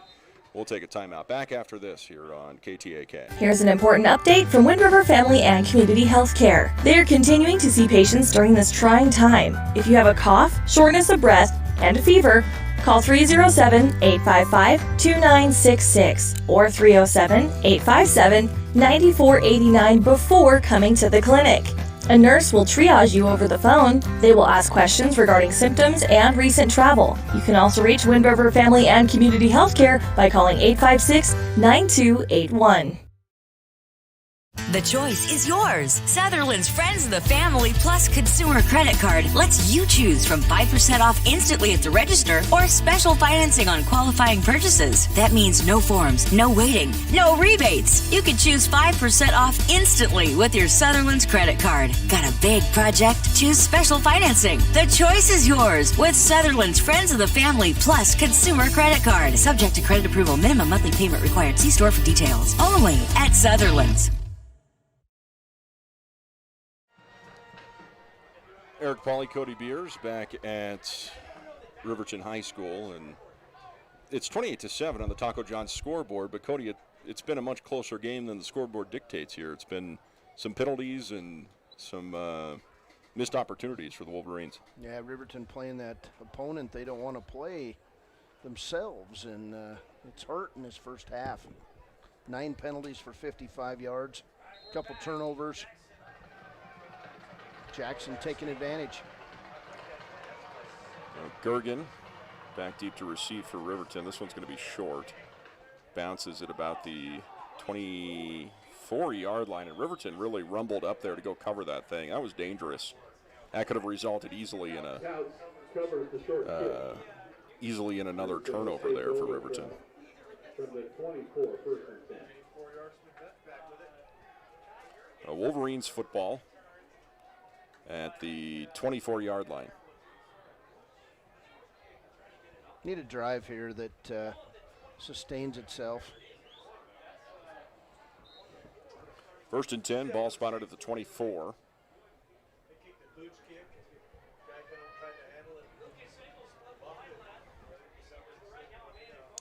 And this is going to be a short gain, maybe half a yard on the play there for Dale. That's his first carry of the ball game. Tackle by Lopman doing a good job there, shutting down that Z reverse. 2nd and 9, 6:50 on the Taco John's scoreboard. Play here in the first half. Riverton needs to punch one in here. They spread them out, and the deep gun is DeVries. Takes a snap, looks left, steps up, runs with it, brings it across the 25, little stutter step to the 30, and a gain of 6 on the play for DeVries. DeVries on the keeper. Tackled by Clancy Mager. 6:20 rolling, 28-7. on the Taco John scoreboard.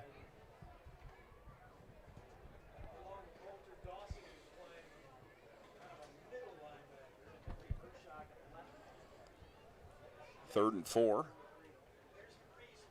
DeVries rolling right, throws right. This is caught by Dale, and Dale gets buried. The ball popped out, went out of bounds, but it's going to be short. He didn't get buried. It looked like he was going to get buried, but Dale stayed on his feet. He's out of bounds. But it'll bring up 4th down. Riverton will have to punt. 33-yard line.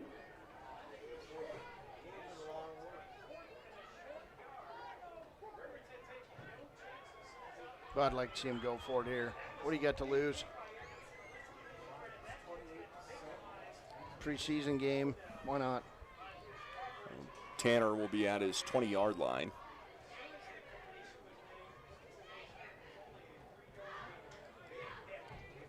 Here's the snap, and beautiful punt. This is going to go out to the 15, takes a Riverton bounce, and wow, inside the 5-yard line, puts it down at the 4. Well, the way it stands right now, you don't like to see it, but Tanner Johnson he's kind of in the running for player of the game right now, punting the football. 65-yard punt. Wow. By Tanner Johnson. Way to reverse the field. Now you got to play great defense.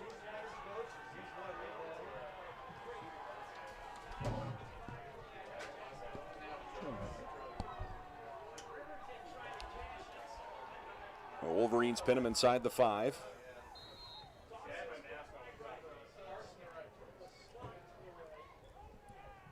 Smith standing on his own goal line. Hands off, and this is Hasnack for about 5. Hasnack on the carry out the left side. Brought down by Mathis. Hayden Brown on the tackle. 2nd and 5 with 5:25 to go here. Another quick snap here, and Hasnack backing up for another 5 yards. Should be good enough for a first down. Hasnack inside near the first down. Brandon Scout. And on the tackle. Caden Gantenbein. In the gun, Sadler rolls. He's getting backed up into his end zone, just about fell down. He stepped through traffic. He's going to run with it. Flag flies, and he throws the football, and it is incomplete. I think that we had some linemen downfield here. Incomplete. There are a penalty flag. It's about as fast as you'll ever see Ryland Kane run. And Kane wanted to be rewarded with a safety, but he put good pressure on the quarterback. And a bunch of linemen downfield. I think it was designed to be a screenplay, Cody.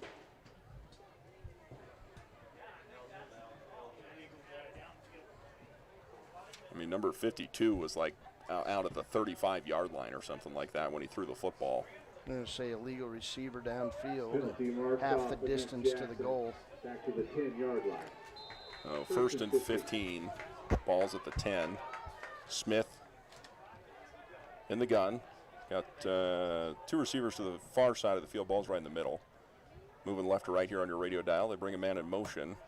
And this is going to be a keeper here for Smith. And not much there, maybe a yard or 2.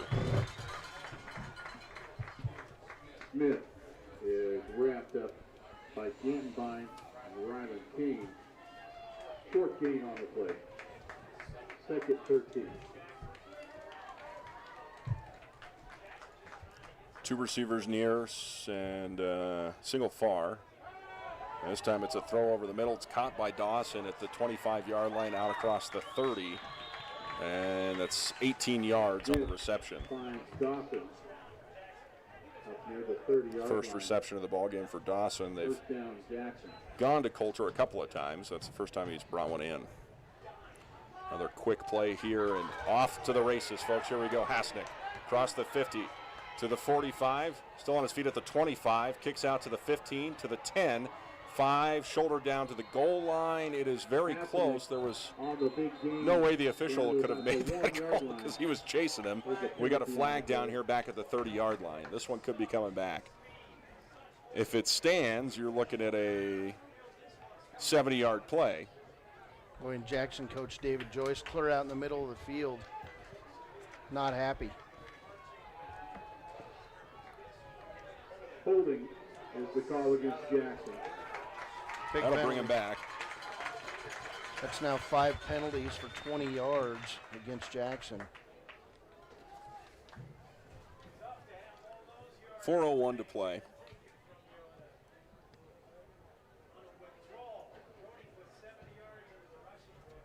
Hasnick has impressive speed, Cody. Oh, yeah. I mean, track star stuff.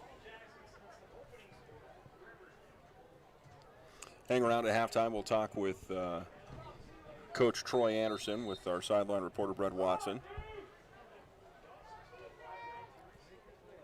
Smith in the gun.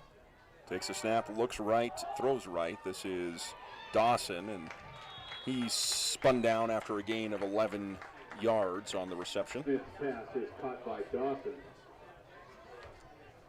And with 3:39 to play Down 9. in the first half, they're running the hurry up here. 2nd and 9. Hasnick gets the handoff, and he gets popped by Gergen here on the near side. Brings up 3rd down. Off the right side. Tackle out there by Gergen. 3rd and short. 3rd and 4, well, 3rd and 3. And they bring him in tight here to the near side, single receiver far side. And they hard count him, and they got him. Got the D-line to move. Isaiah Bement jumped. Ross Anderson, the line coach, unhappy. Offside against Riverton. 10th penalty of the ball game on Riverton in this first half for 60 yards. 1st and 10 from the 30 or 42-yard line. And Smith in the short gun. Takes a snap, handoff, and nothing fancy here. This was just between guard and center. And on the carry there was Hasnick. Gain of 5. Short gain in there before Isaiah Bement brings him down. Shotgun snap, Smith rolling left, throws left. This is caught on the run by Mager. He has the 1st down and more. Gets it across the 46-yard line of Riverton. Gain of about 8 on the play. Mager. 1st and 10 Jackson. 2:30 to play. 28-7. Jackson leads it. Another quick hitter left side. And big yardage again. That's Mager. Smith out to Maher. And he'll pick up about 14 on the play. He's got it across the 35-yard line. Out there for the 2:17 to play.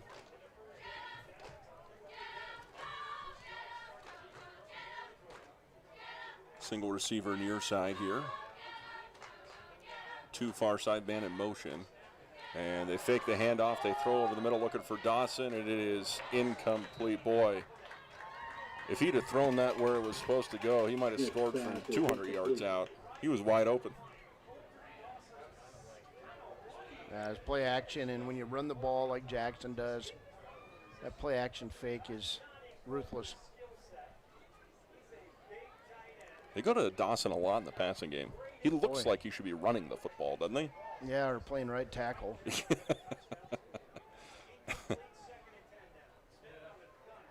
Here's the snap. And this time they give to Hasnick on the left side, and he'll pick up about 5. Hasnick off the left side. And they're chewing up clock here too, Cody, in the first half. $1:45 to play, 2nd quarter, 28-7. Brock Hinkle is out there for the tackle. 3rd and 5. And faking a couple and then keeping it here is going to be Smith. Smith this time, not much there, about a yard. Brings up 4th down, and you got to think Jackson's playing 4-down ball here. Brandon Couch and company. Boy, it got really smoky out since we got here, didn't it, Cody? Boy, it's crazy. Can't see the mountains or anything around us. Timeout taken. We go with them. Short break here. Back after this on KT. We are building a stronger, safer CWC.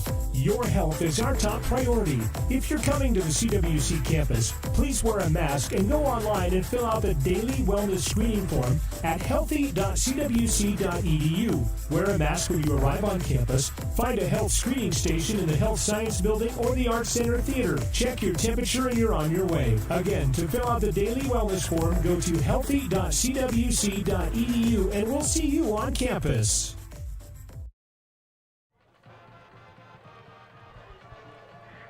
Paulie Beers and Watson back with you here on KTAK. Let's check in real quick. Brett Watson, our sideline reporter.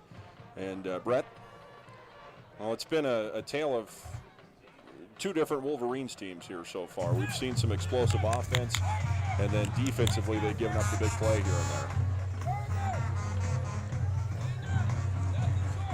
Doesn't have anything down there. Oh, you can't hear me, Brett? You got me now?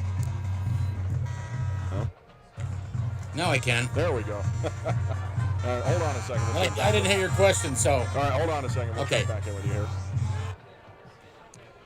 Out come the Bronx. 4th and about 3, Cody. Man in motion, right to left. And they give the handoff to Hasnack around the bend here. He should be very close. Riverton defense covered it well considering all the misdirection, but let's send it down to Brett Watson on the sideline. Brett, you're right there at the line of scrimmage. They got this. Looks like they're about a half yard short, Eric. Just looking down the, yeah, that's a half yard short. So Riverton needs to get somebody to step up. We're getting a little bit of frustration on the sideline right now, and a big play before half would go a long ways to do that. Well, they start off well here with a good stop. $1:14 to play, and they're going to bring out the chains. Oh boy, Cody, we get to use the Zoom. Yes, we will. If I can figure it out. I'd like to thank the RHS chain gang. All right, here we go. Matt Dalton, Mr. Bill Esposito, Mr. Mike Bradley. I'll drag out the chains here. Looked like they were short. Oh, it's closer than we thought. And it's Riverton football. Boy, had to be by inches, Brett, down there.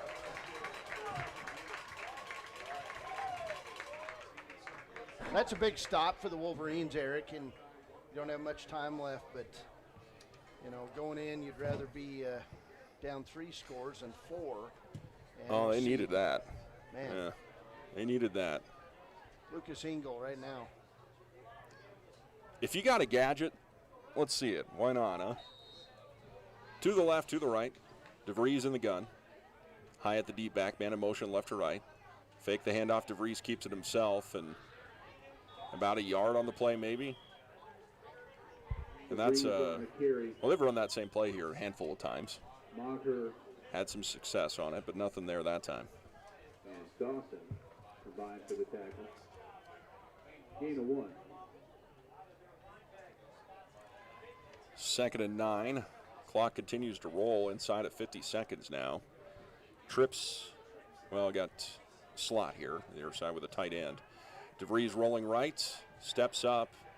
He's going to have to run with it. Across the 20 to the 25 to the 30, out of bounds across the 35 to the 37 with 33 seconds to play in the first half. 35-yard line. 1st and 10, Riverton. 33.7 seconds. And it's 1st and 10, Riverton. 2 receivers near and 1 on the numbers out there on the wide side of the field, 1 inside the hash. Riverton moving right to left here. DeVries stepping up into the pocket. He's going to run again. And gets across the 40 and knocked down at about the 44, 43-yard line. DeVries carries it across the 40-yard line. And clock stops at 25.8 seconds here. Timeout taken on the field. We go with them back after this on KTAK. The choice is yours. Sutherland's Friends of the Family Plus Consumer Credit Card lets you choose from 5% off instantly at the register or special financing on qualifying purchases. That means no forms, no waiting, no rebates. You can choose 5% off instantly with your Sutherland's credit card. Got a big project? Choose special financing. The choice is yours with Sutherland's Friends of the Family Plus Consumer Credit Card. Subject to credit approval. Minimum monthly payment required. See store for details. Only at Sutherland's. Eric Pauly, Cody Beers, Brett Watson back with you here at Riverton High School after the timeout. And the clock is doing something over there. That's a timeout. Yeah, that's what I thought. They're going to start it. Oh, they haven't given the okay yet. There we go. So 25.8 seconds. DeVries in the gun. They spread them out, 2 to each side. Here's the snap. DeVries looking left. Throws right, and it is caught at the 47-yard line by Lucas with 18.8 seconds, and another timeout taken by Riverton. And we'll take another timeout back after this on KTAK. Overhead door where your total window and door store. We have garage doors, front doors, storm doors, screen doors, glass doors, sliding doors, shower doors, French doors, wood doors, metal doors for your business or home. And the finest brands of windows and service you come to know. We have the right door for your loading dock. We sell the best hardware, handles, and locks. Overhead door, we're your total window and door store. Overhead door.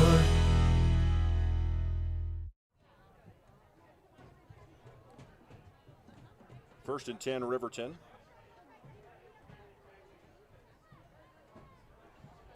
And something funky's going on here with the, there we go, 13.8 seconds.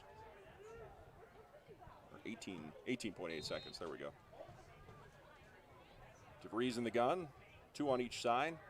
Throws over the middle, it's caught on the run by Dale. And Dale with a stiff arm of the 20, out across the 15-yard line. And 11 seconds on the clock. Riverton's going to have to hurry up here to spike the football. To the 21-yard line, first and 10. It was, what, about a 40-yard gain there? And Riverton spikes it with 9.4 seconds. It'll be second and 10. That was actually a 32-yard gain, Eric. 32. So Riverton in field goal range here, 28-7. They need a touchdown. So it's first and goal. I mean, 9 seconds left. It's first and goal. They can get a first down, but they don't have the time. DeVries rolling right. Clock ticking here. Throws to the end zone, and it is incomplete. Looking for the throw to the pylon there. 4.2 seconds left. Incomplete, intended for Lucas. Third down. Oh, a timeout taken. And we go with them back after this here on AM 1450.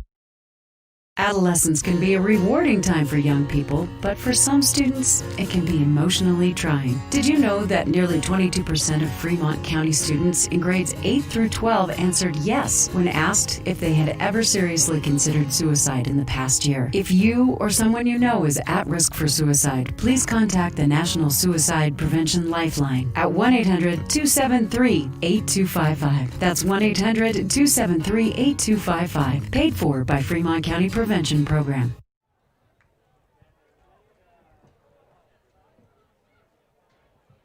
$28-7 on the Taco John's scoreboard.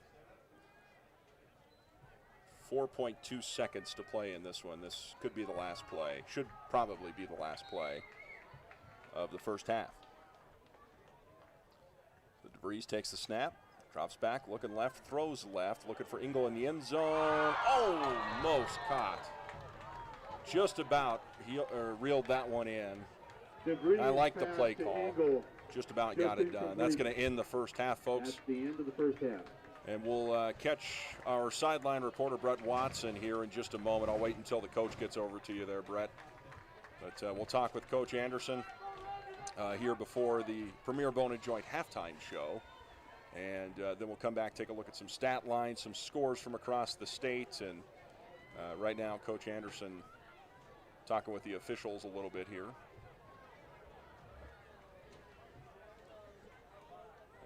Cody, a 28-7 score headed into halftime here against the Jackson Bronx. Could have been, it could have been a little bit of a different story. All right, we're going to check in with Brett Watson here. Brett, I think you might still be muted down there. Sorry. There you go. Hey, great start to the game, Coach Anderson, and then it kind of became Riverton against Riverton, and the wheels kind of fell off. What do you tell the kids at halftime? We just got to keep them in the game. I mean, we've done the worst deed to our own self offensively. Defensively, I think we can shore some things up. But I feel pretty good offensively. We can move the football. We just got to sustain some drives, and obviously we can do some things in that last little bit. So I'm pretty happy about that. I just got to get the psychology of this thing worked back the right way for us, and get them pumped up and get them leaning on these guys, and let's see what we can do. Okay, Coach. Good luck. Go jack them up. All right, thanks, Brett. As Cody, we've seen this before. Riverton has kind of shot themselves in the foot a little bit here in the first half. But all things considered, a 28-7 score with the Wolverines playing against themselves and the Jackson Bronx in the first half. This could have been a worse start to the ball game. The good thing is that Riverton has shown they can move the football. They've shown that they can run the football, throw the football. It's just they've got to clean up these mistakes. Well, they've went for it on fourth down deep twice now in the game, and came up short both times. As the homecoming royalty coming out onto the field. We'll catch them on video here. But update from the Wind River ball game. Ernie Over with the call of that one over on KFCW 93.1, and that one got out of hand pretty quick. The final score, Southeast 47, Wind River 0 out in Pavilion. And Thermopolis, they had just barely gotten things started there. Let's see if we could take a look and find some scores for you here real quick before we take a break here. We'll let you guys take a good look at the royalty as we did the homecoming parade earlier today as well. Kind of a weird year where social distancing and whatnot made it difficult for some people to attend. And let's take a look at the scoreboard around the state. Most of, not all of, but most of the state was actually a little bit early this week. In 4A, they all started around 6 o'clock. Campbell County leads Cheyenne South 14-0. East over Laramie 35-0. Second quarter for all of these. Natrona County 21-7 over K-Dub. And then in the fourth quarter, it's Sheridan 42, Rock Springs 6. The one late game this evening, Thunder Basin at number 1 Cheyenne Central. That's the one that I'm waiting on. There should be some fireworks from that ball game. And then in Class 3A, Star Valley, third quarter score. They're defeating Rollins 41-8. Cody leads Buffalo 7-0 at halftime. That's interesting. What do you make of that? 7-0 Cody over Buffalo. Well, they haven't reported a score, I think, is what's going on there. But well, it's half. Buffalo was a decent team last year, defending 2A state champs back in 3A. And, if you tackle Cody, you're in the game. You're right. That's right. Jackson, of course, here leading Riverton. Powell and Douglas was canceled. Worland leading Green River 14-0 second quarter. No score in yet from Evanston at Lander. That game just now getting underway. In 2A football, number 1 Mountain View defeats Cokeville 23-13. Bighorn leads Newcastle 14-0 at halftime. Thermopolis up big against Kimmer 32-8. And the number 4 Upton Sundance leading number 2 Wheatland 27-8. An upset brewing in 2A. In 1A 9-man, we already gave you the final there from Southeast. Rocky Mountain defeating Riverside 28-0. Pine Bluffs up 13-6 against Saratoga.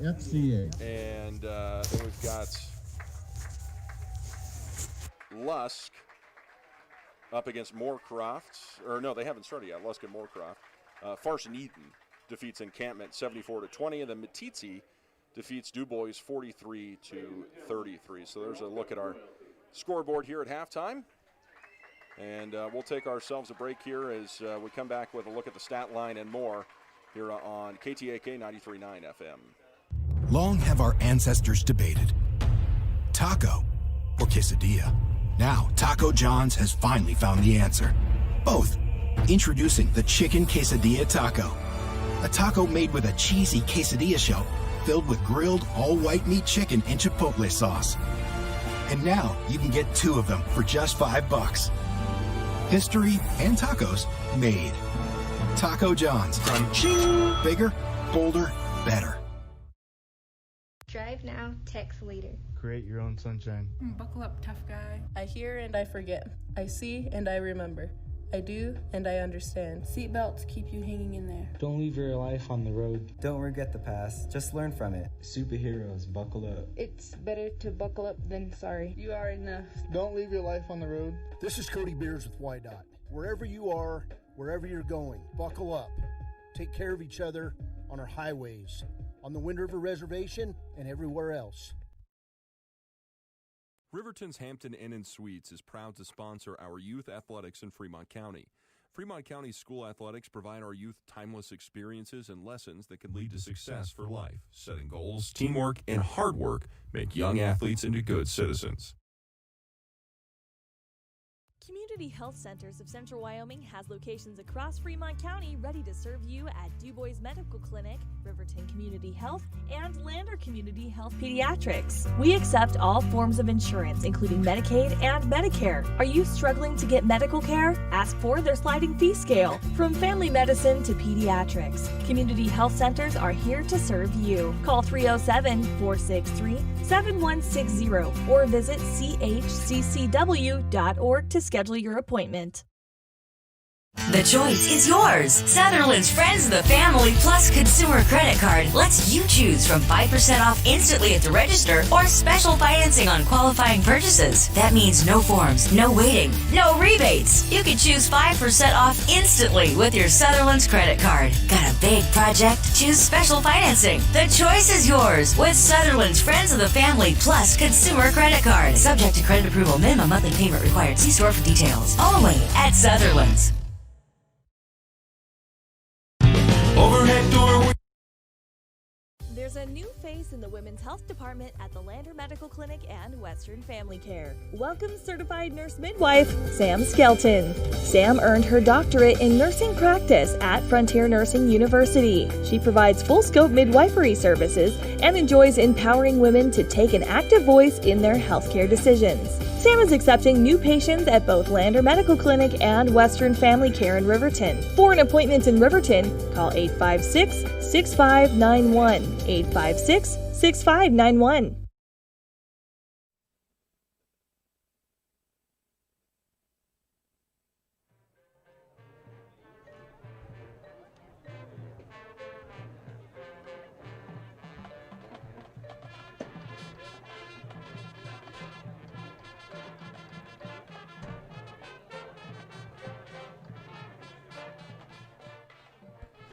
Eric Pauly and Cody Beers back with you here at the Premier Bone and Joint Halftime Show. The scoreboard, 28-7 in favor of the Jackson Bronx, and a lot of missed opportunities for the Riverton Wolverines in the first half. A couple of big plays called back, and a couple of big plays by Jackson leading to some scores, Cody. But let's take a look here. You want to go through some defensive stats? Yeah, we're waiting for some offensive stats from Larry, and we'll get those in just a minute. But Damon DeVries had a tackle in the pass breakup. Broden Mathis in the first half with 8 tackles. Rylan Kane with a pair of tackles. Caden Gantenbein with 3 tackles. It was Chris Topom with an unassisted tackle, a sack, and a pass breakup. Braden Vincent with a big first half. He actually recovered the muffed punt, and Riverton was unable to score off of that muffed punt, but Vincent had 3 unassisted tackles and a fumble recovery, and that recovery of the muffed punt. He had a big first half for the Riverton sophomore. Isaiah Bemmett with a pair of tackles. Brandon Couch with 2 tackles. Kai Gergen with 2 tackles. And Nathan Hutchison and Brock Hinkle each with a tackle in the first half. For Jackson defensively, it was William Pugh with 5 tackles.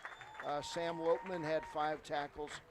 Clancy Meager had 6 tackles in the first half, and the middle linebacker Colter Dawson with 4 tackles. Brody Hazenek had the interception off Damon DeVries, and it was Stephen Heffron and Jack Brown with the 2 fumble recoveries for the Jackson Broncs. Offensively for Riverton, snapshot here offensively, Damon DeVries, 7 of 15 through the air, 104 yards, touchdown and interception. He carried the ball 16 times for 93 yards in that first half. Jared Lucas had 3 catches for 28 yards and that touchdown early in the game on the game's first drive.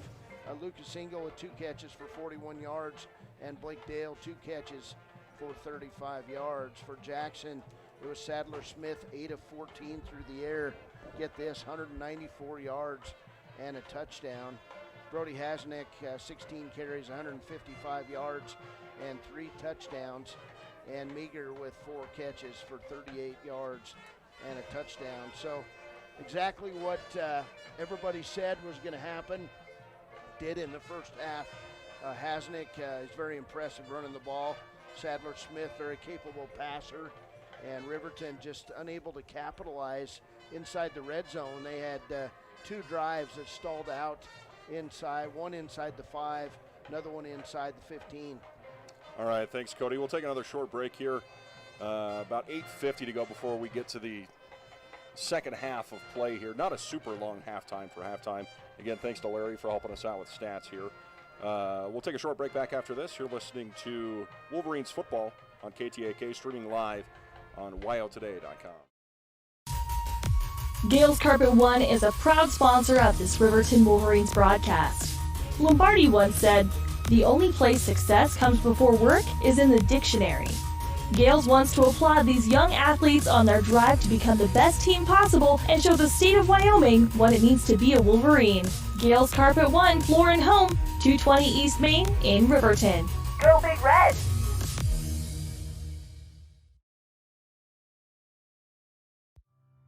Former University of Wyoming quarterback Josh Allen is worthy of Wyoming. 23 plays into my first start here at the University of Wyoming. I dropped back, kind of went through a progression.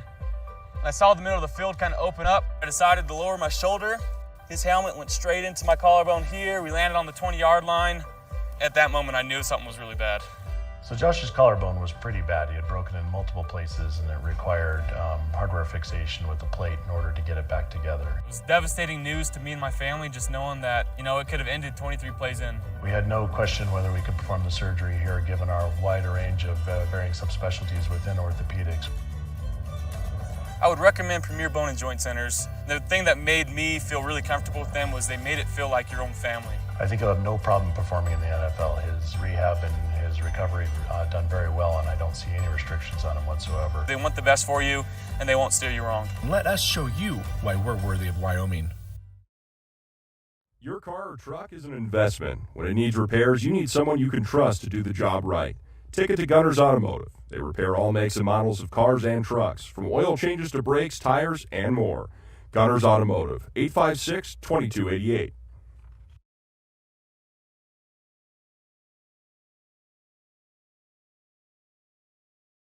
Layman Studios is a proud supporter of Fremont County Athletics. Layman Studios offers sports cards, mugs, statuettes, plus several photo package options. Visit us today at 210 West Main in Riverton. Layman Studios, 856-3941.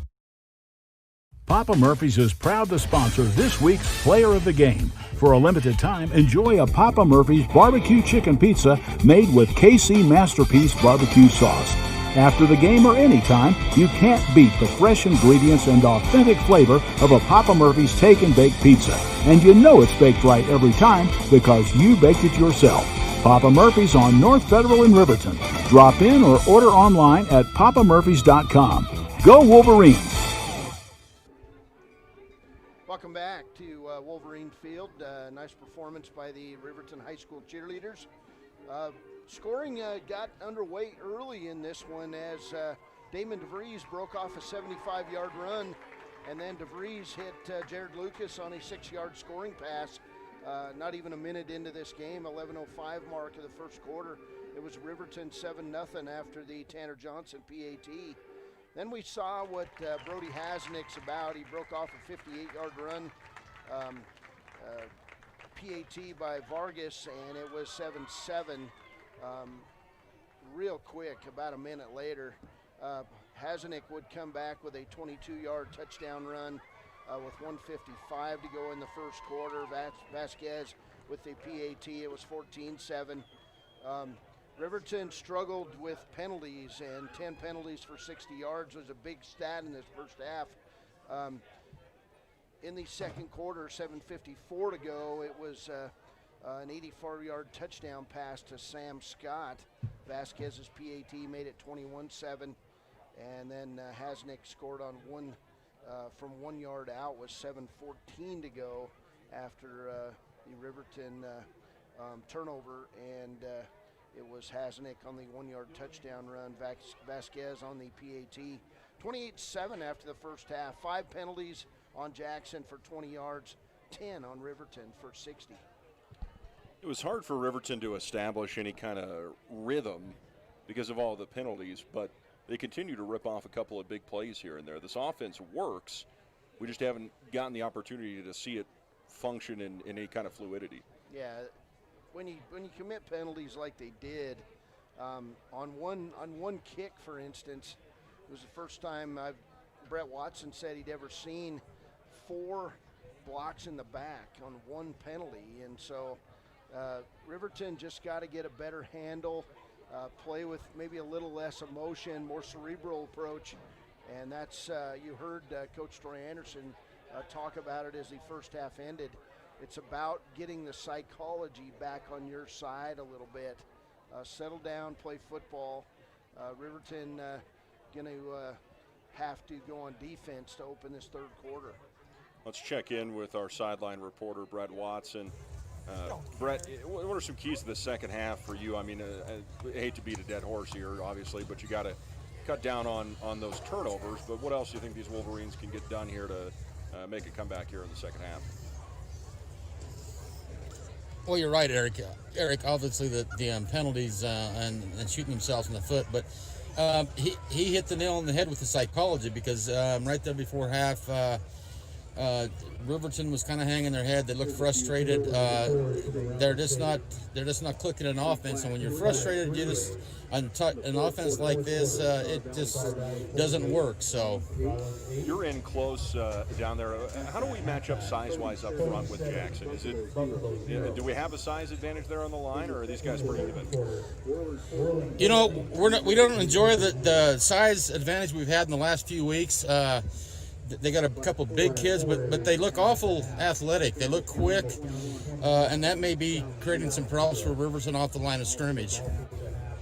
All right, thanks, Brett. We'll check back in with you here in the third quarter. Cody, one of the highlights from the first half, and it's, again, not something that you necessarily want to be a highlight, but Tanner Johnson has done a phenomenal job punting the football, changing the field. Well, and one of the things I saw before the game is Riverton Middle School principal and Riverton High School soccer coach Aziz Waheed was down there giving Tanner some individual attention, and you could tell that he was getting more distance out of his kicks. He had some great punts in the first half.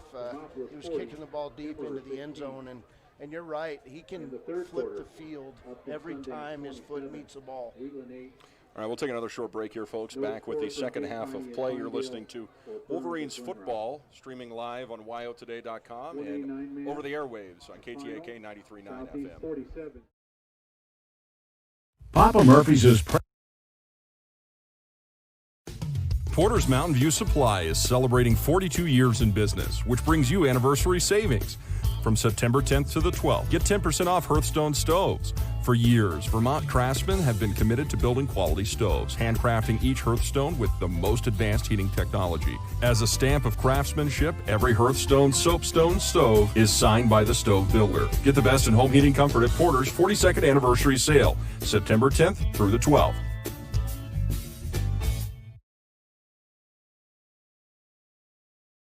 Long have our ancestors debated, taco or quesadilla. Now, Taco John's has finally found the answer. Both. Introducing the Chicken Quesadilla Taco. A taco made with a cheesy quesadilla shell filled with grilled all-white meat chicken and chipotle sauce. And now, you can get 2 of them for just $5. history, and tacos made. Taco John's. Crunching. Bigger, bolder, better. Almost 40,000 people were killed in motor vehicle crashes in 2017. 47% of those were not wearing seatbelts. In 2017 alone, seatbelts saved an estimated 15,000 people. Would you and your friends be in the surviving statistic? Not buckled up? Not cool. The law requires that all drivers and their passengers wear safety belts while vehicles are moving. Every trip, every time. Buckle Up. Brought to you by Buckle Up for Life Wyoming. Adolescence can be a rewarding time for young people, but for some students, it can be emotionally trying. Did you know that nearly 22% of Fremont County students in grades 8 through 12 answered yes when asked if they had ever seriously considered suicide in the past year? If you or someone you know is at risk for suicide, please contact the National Suicide Prevention Lifeline at 1-800-273-8255. That's 1-800-273-8255. Paid for by Fremont County Prevention Program. We're going to check in again with our sideline reporter, Brett Watson, with an update. Brett? Yeah, Eric, when they came out from halftime, Damon DeVries walked over to the trainer, Ross Anderson, and it looks like he may have a little bit of a bung right knee. They worked with a little bit. He appears to be fine, but it may be bothersome to him as the second half goes and breaking anything big. So we might want to watch that. Okay, thanks, Brett. That's not good. But, No. You get bumps and bruises in the game of football. Hopefully it's nothing big. And it will be Jackson's football to start the second half. This first possession is going to be pretty important, Cody. We need to stand here. Yeah, I need a 3 and out for sure. Hasnick, we're going to see a steady diet of him in this half. What do you need? Brody Hasnick, 16 carries, 155 yards, and 3 touchdowns in that first half. That receiving touchdown, incidentally, Eric, that Meager was credited for, we corrected that. It was Sam Scott scoring on that 84-yard touchdown reception. Of the R, hosted by Riverton High School Student Council. The dance will be 8 to 10 p.m. here on the turf. Sam Scott. Scott is, yeah, he's 18, right? Yeah, big physical, fast player. Admission is $10. At 10 p.m., we will be burning the R. Looks like there's going to be a homecoming dance tomorrow. Throughout the weekend. That's the plan. Burning of the R? Yeah. You remember we went to Torrington for the first time together, and I didn't realize that it was Torrington's homecoming week, and they were burning a giant T out on the football field, and there were a bunch of bikers and stuff there, and I thought they were burning a cross. I'll tell you what, it was I was just like, where am I? Eerie ceremony. Yeah, I hadn't been to Torrington Backed up before. by some pungent odor. Well, and a really good football team that year. That was Logan. Oh, boy. Logan Harris's, junior or senior year there. Senior year, I think, yeah. Not sure what the holdup is. I guess 25 seconds to go. Yeah, waiting on the clock here. Always waiting on the clock. We're just always waiting on the clock. Now, that was an interesting gesture After the there. 30-minute cool down, we're ready to play some football. He's got jokes. All right, 28-7, folks. We'll roll it. Johnson to kick it off here for the Wolverines, and a bunch of speed back there for Jackson between Hasnack and Mager. Here's the kick. Johnson sends it, and this will be fielded at the 1-yard line, out across the 5 to the 10. Now the 20, 25, and the 32-yard line is where Hasnack has it out over the 30-yard line. Hasnack will be stopped. So 31-yard return, I suppose. Brought down by Dawson Gross. 11:45 to play, third quarter.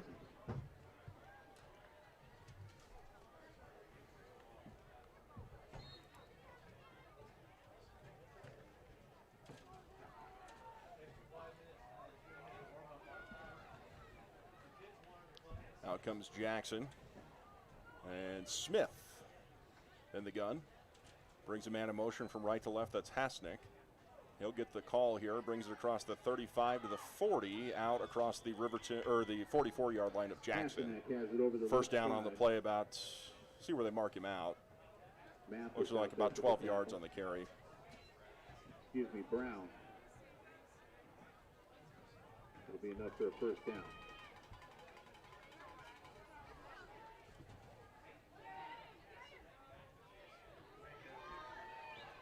And this Sadler one is Smith. going to be Smith.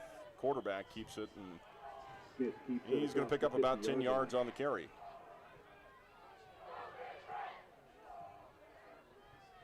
Gotta move the chain.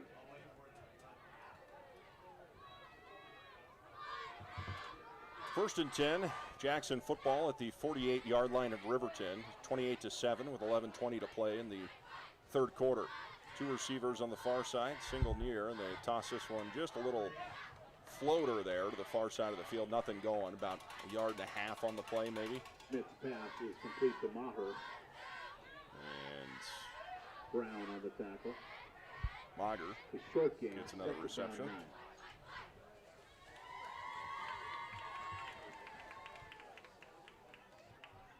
Short shotgun snap and a handoff down the middle for Jackson. Gain of about 5 or 6 yards on the play. And that was Hasneck on the carry. Caden Gantenbein on the tackle. Third and Picks up about 3rd and 3. 4. 3rd and 3. Shotgun snap, handoff is Hasneck, and he's got the first down. Not much more after that, but a gain of about 5 on the carry. Hasneck takes it down close to the 35-yard line. Gantenbein in there again for the tackle. First and 10, 10:24. Ball spotted at the 36-yard line of Riverton, and Jackson not really showing any signs of slowing down here. Show him the spread to the left, to the right, man in motion left to right. And handoff goes to Mager. He'll cut up and finally brought down by Topom after a gain of 7 yards. Chris Topom on the tackle. And they're going to come back with the hurry up here again. 9:55 rolling third quarter.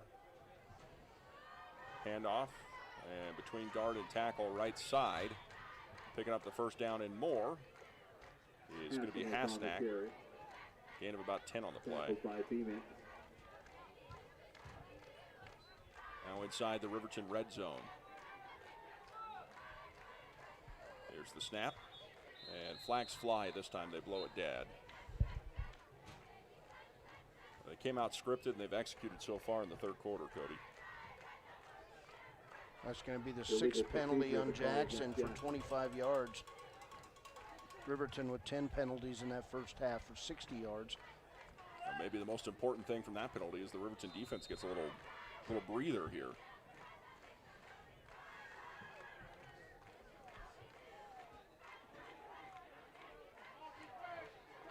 Coulter Dawson lined up here on the near side. Inside of him is Sam Scott. He had that big 84-yard touchdown. And two other receivers on the far side of the field. Fake the handoff, throw over the middle, and it is bopped, maybe picked off. Let's see. I'll say it was incomplete. Ball's incomplete. Two Wolverines there for a potential interception. But pass breakup by Caden Gantenbein, and I think he had a chance to catch it. Yeah. He just knocked it down. Second and long now for the Jackson Bronx. 9:15 to play, third quarter. Smith takes the gun, snap, fumbled it, and wisely just falls on it there. Loses about 2 yards. His own fumble. Brings up third down. It'll be a loss back to about the 27-yard line. Sometimes the best defense is luck. Big down right here. Third and very long. As Smith waiting for everybody to get where they need to be. They hard count him. Riverton able to get back on. And now it's the snap. Smith drops back looking to throw. Has good time here all day. Throws right side and it is incomplete. Pass intended for Hasnack. Good coverage there from the Riverton Wolverines. Yeah, great job. That definitely was the shining moment of this game for the secondary. And now Jackson going to go for it. Why not? Ball's on the Riverton 27-yard line. Jackson trying to stay sharp. They play Star Valley next week. Same spread formation, too far, too near. Smith drops back, steps up in the pocket, and he's going to get free, throws it to the end zone. It is incomplete. Well, he had a sixth sense there as he was able to be aware of somebody behind him and kind of step back there. I thought he was going to get popped in the back. Near penalty as he was right on the line of scrimmage. I think he had to back up over it after he crossed it, which can't do that. You can't do that in high school football. Hey, good defensive stand for the Wolverines. We'll take it. That was the most important thing. Ate up some of the clock, but they didn't break. Here's the snap to Vreese. Fakes it and throws right side. Caught by Dale. Dale steps through a couple of tackles. Ball pops out. I think Jackson got it. I think they ripped it out. Ball is out. And it is Jackson football.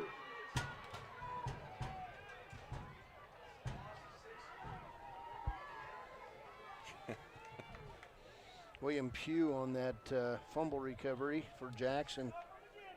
I could hear some pounding up above us here. Yeah. Riverton. Could those be the drum beats of Derek Watson? Riverton coaches up above us here in the press box. On Riverton again kind of just shooting themselves in the foot here. They need another stand now from their defense. 1st and 10 from the 33. And here's the handoff and big hole for Hasneck. He's got the first down and more. 17 yards on the first down carry. Takes it down inside the Riverton red zone to the 17-yard line. Hutchinson on the tackle.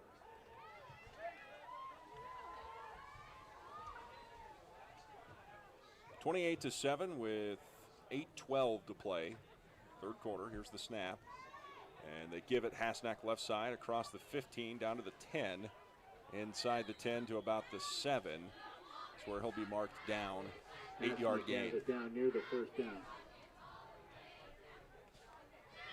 Gantenbein on the tackle. 7:50 rolling, 28-7, third quarter. Smith takes it, rolls right, throws right, caught by Dawson at the 3-yard line into the end zone. Touchdown, Jackson. Sam Scott on that touchdown catch. Oh, is that Scott? Yeah. Oh, okay. Scott on the touchdown catch. Scott for the touchdown. And with 7:42 to play, it's 34-7. They'll kick the PAT. We'll take a timeout back after this here on KTAK.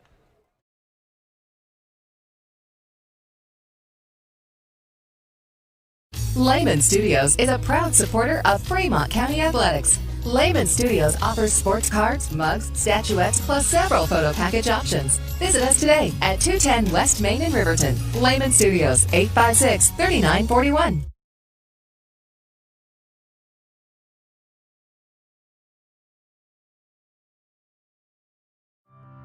Former University of Wyoming quarterback Josh Allen is worthy of Wyoming.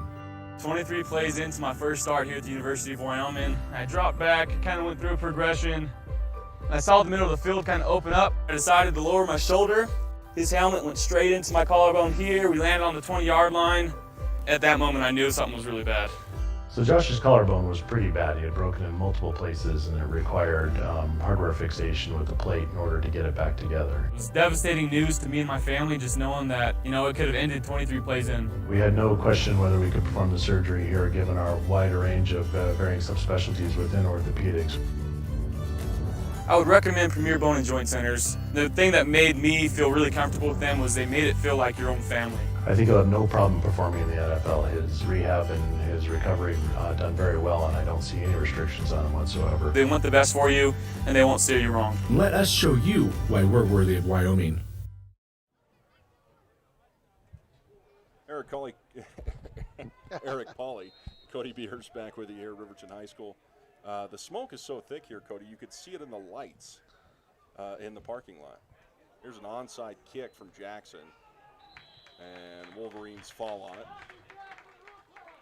So it'll be Riverton football with good field position here.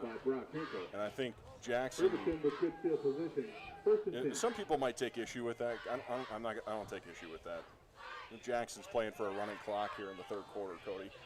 Brock Hinkle on the recovery.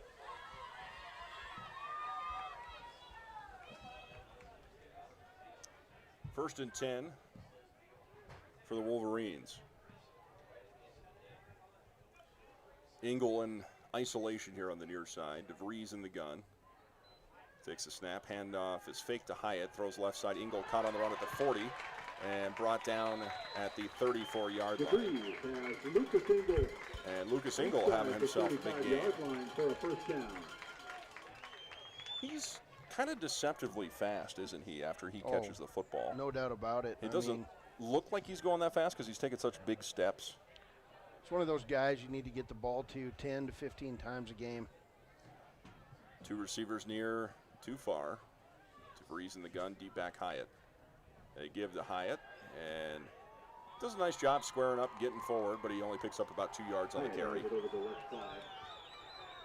Maher and Hugh combine on the tackle. The short game, 2nd and 9. Second and about 9.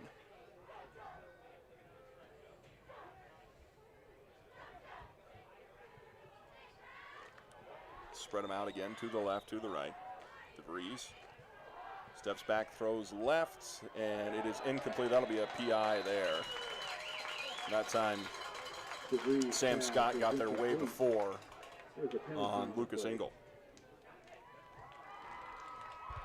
That's why you find a way to get the ball his way, because teams will get frustrated and try to tackle him through the ball.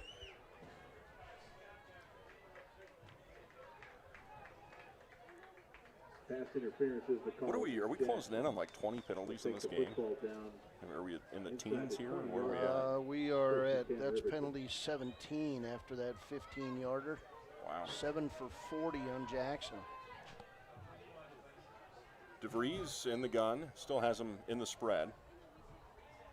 Actually, he's got isolation on the far side here. DeVries rolling right, looking right. Throws the end zone to Engel, and it is incomplete. They got tripped up there, it looked like, Cody. I don't know what you saw there, but looked like their legs got tangled up maybe. Yeah, there was a lot of legs out there, and it was a timing pattern, and not a bad thing to do. Go to Lucas Engel. Should open up the rest of the field for a Jared Lucas, Blake Dale, players like that.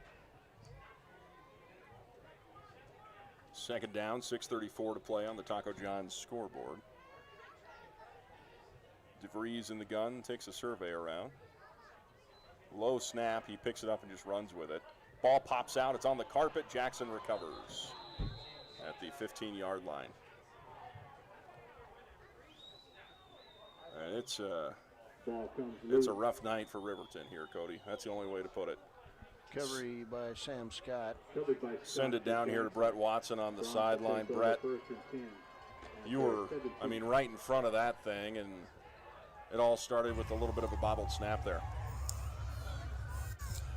And again, the snaps are killing us in another game. He just picked it up, and the guy slapped it. He was kind of going down, and just one of those things that popped it out, and they were right there, so. All right, thanks, Brett.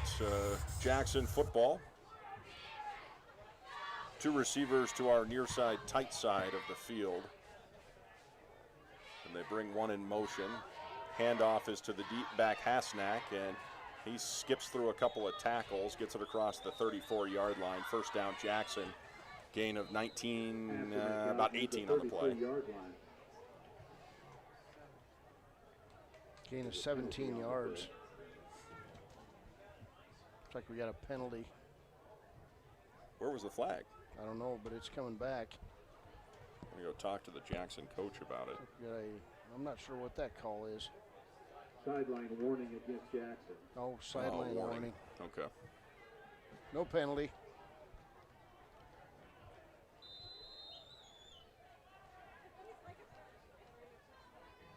.528, rolling 35-7 on the Taco John's scoreboard.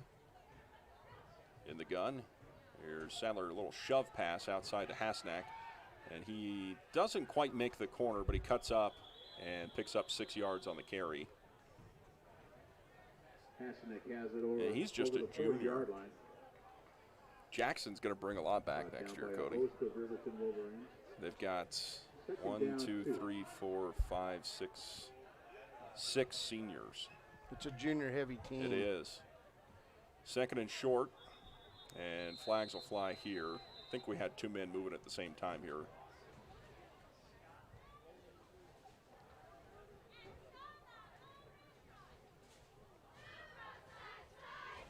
Called start on Jackson. 8 penalties now for 45 yards. 5-yard penalty. 18 penalties in this game. 4:50 to play, third quarter. That's a lot of laundry. About 8. We started at 6 o'clock, now rolling towards 8 o'clock in this one. The snap, Sadler hands off, Hasenik, left side, gets the corner and more. Out of bounds at about the 48-yard line. Call it 10 yards on the play. Has it out near the 50-yard line. And Jackson has had a fruitful decade of running backs here, doesn't it seem like? Oh, boy. They've been able to reload at that running back position every year. Shotgun snap. Sadler looking to throw, fires it right side. Dawson on the run at the 20, down to the 15, to the 10. Hit him almost in stride. He's caught from behind at the 8-yard line. Tackle by Lucas Engel. He's tackled inside the 10-yard line. 37-yard pass play. 37, okay. 35-7, 4:30 to play.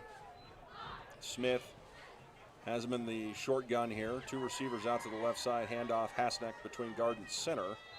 And he gets a couple.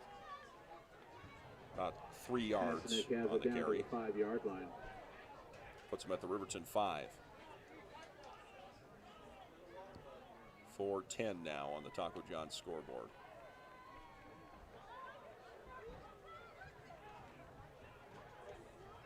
Smith, handoff, Hasenik right down the middle, folks, and I think he's in.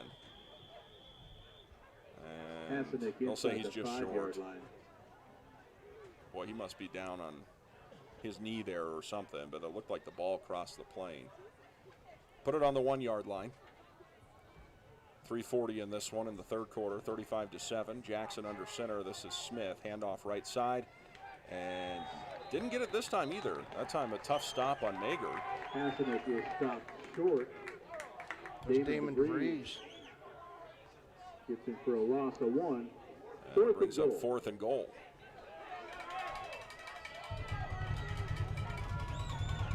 $35-7. Riverton fans making some noise. Smith in the gun, takes a snap, handoff Hasenik, he's in. Touchdown Jackson. Somebody hit him, but he went over the top into the end zone, and that makes it 41-7 with 3:03 to play in the third quarter. They'll kick the PAT. We'll take a timeout back after this here on KTAK, streaming live on WyoToday.com. Adolescence can be a rewarding time.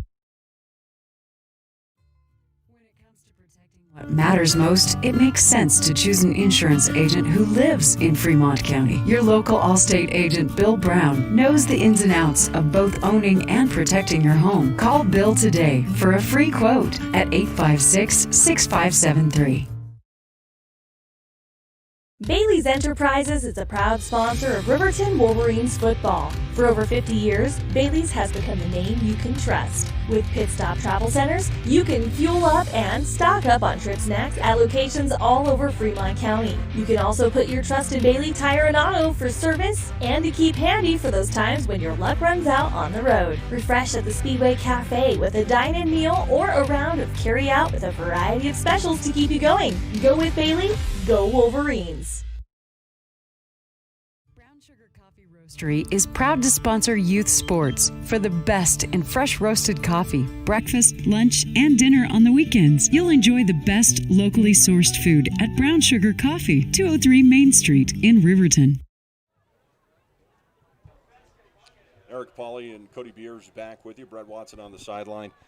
Jackson went for 2. That makes it 43-7 with 3:03 to play in the third quarter.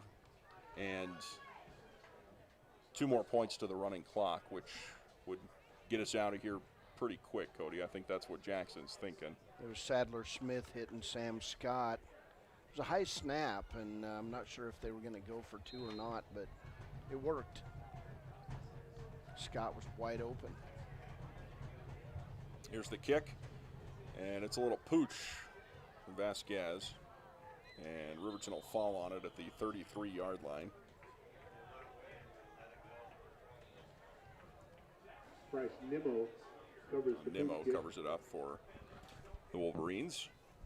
Riverton takes over at the 32-yard line. 3:02 to play, third quarter, 43-7.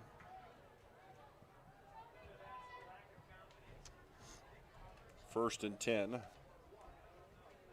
for the Wolverines.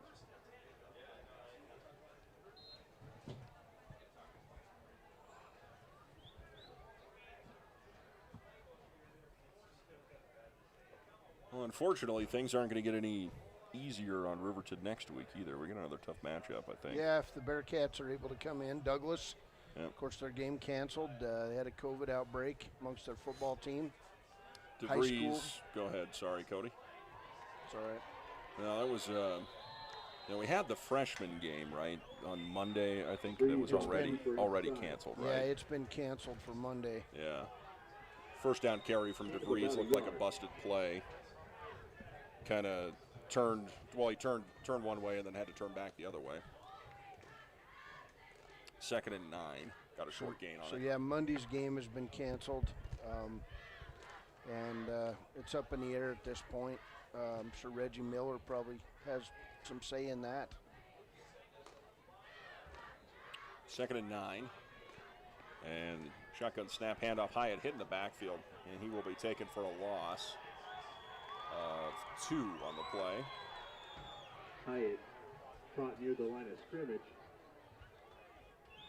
And suited up on the sideline, Cody, is Brock Hinkle. But he's still nursing that shoulder injury. I'd imagine there's a senior who's getting pretty anxious down there, huh? Yeah, he's had a few games to sit and watch, and I know it was talked to him at the RJFL games last week, and he was ready to go, but you got to get that shoulder all the way back. DeVries drops back, steps up, and he'll run with it. Takes it across the 35 to the 40, now to the 50, turns on the speed, pushed out of bounds at about the 44-yard line of Jackson. Making something out of nothing there, 25 yards on the play. And the first down, Riverton.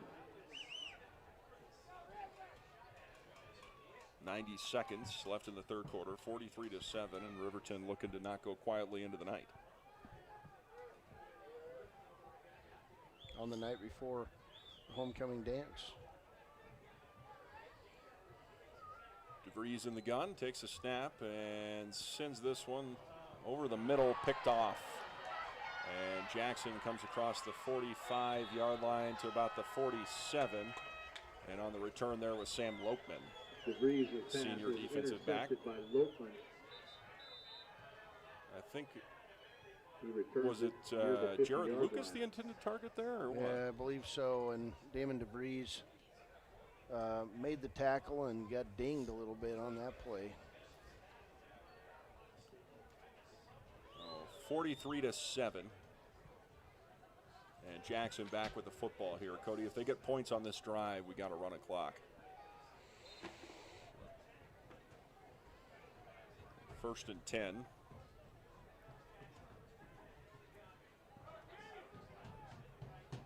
Man in motion from right to left. Hasnick, they give it to him. He's got a lead blocker out there. This could go big. Oh, he's chased down from behind. Excellent tackle there. Couldn't tell who that was, but excellent tackle. Like Broden Mathis. Oh, that's right. He changed numbers. That's right. Yeah, Broden Mathis. Excellent pursuit. Mathis in the game with 8 tackles at his defensive end spot. Face mask is the call against Riverton. $1:15 to play. Face mask penalty. Going to go against Mathis and Riverton. 5-yard variety, so 11 penalties now for 65 yards. No, that wasn't a 5-yarder. Nope, sure wasn't. Put him all the way down to the 36 there.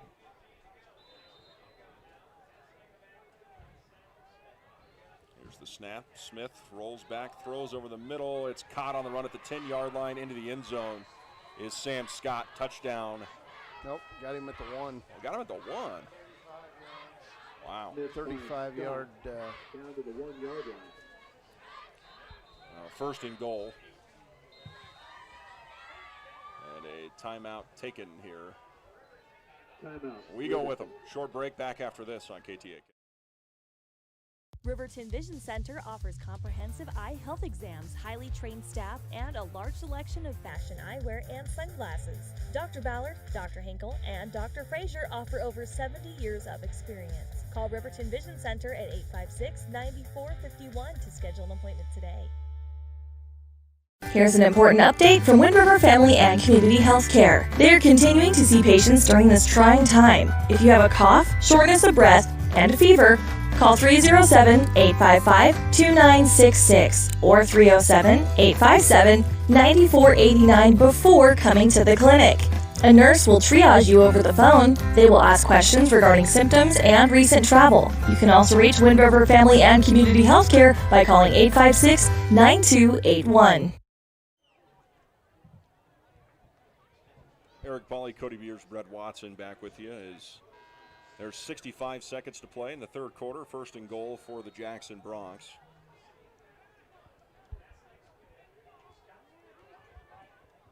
And Smith takes a snap, rolls left, and then shuttle pass inside to Clancy Mager. Touchdown, Jackson. Maher into the end zone for the touchdown. And that will make it 49-7 now on the Taco John scoreboard. I can't remember if it's 45 or it's 45. Is it 45? Okay, so we can see him line up here for the PAT. We won't be on a running clock. There's the snap. The kick is up and in. And that makes it 50-7. A 43-point contest. 62 seconds left in the third quarter. We take a timeout. Back after this here on KTAK.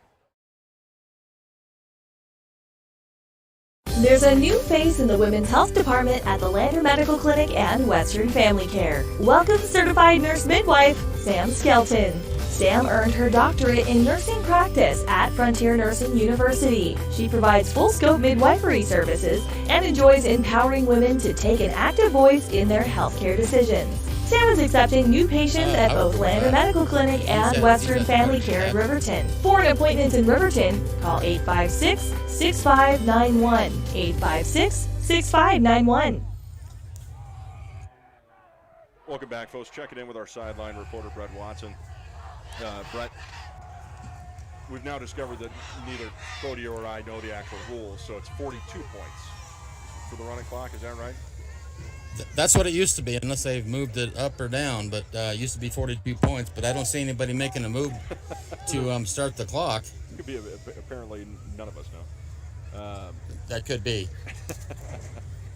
Well, back deep to receive for Riverton will be Gergen and Couts.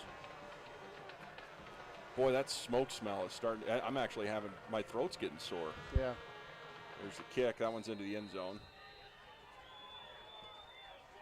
I mean, it's hard to tell here because it's dark, folks, but if you look out at the parking lot lights at the middle school, you could see it. It rolled in pretty thick.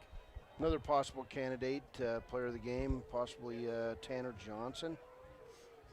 His kicking game has been strong. Yeah. Haven't seen him kick a field goal tonight. 50-7, 62 seconds left here for the Wolverines in the third quarter. Boy, it smells like straight up campfire out here. Boy, it is. Boy, it is. Smoky. Here's the snap, handoff, faked, thrown over the middle, and caught by Jared Lucas. Breaks tackles all the way out to the 50-yard line, 30-yard gain. He's another big receiver. And I tell you this for sure, I'd say he's stronger than Engel. He's got a couple of years on him, but big reception there for Jared Lucas. Clock running now. 48 seconds in the third.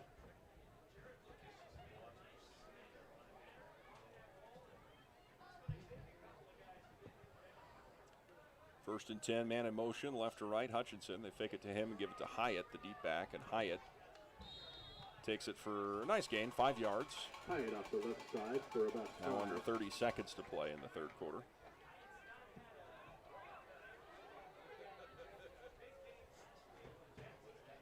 We'll check in with some scores around the state here in the fourth quarter. 15 seconds now in the third quarter. Riverton with time for one more play here. DeVries under center, sends Hutchinson in motion, gives it to him, and he'll cut up, spin move, and then gets buried right at the line of scrimmage. Nothing going. That'll end the third quarter. We'll take a timeout. They swap sides of the field here on KTAK.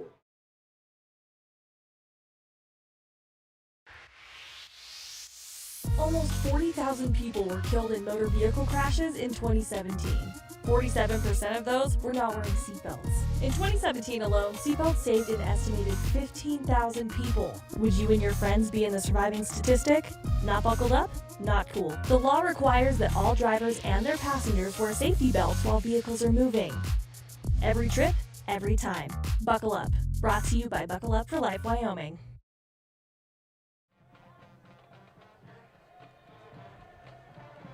Cody Beers, Eric Pauley back with you here at Riverton High School. This will be a test, Cody, for the mentality of this football team, because they've now sensed.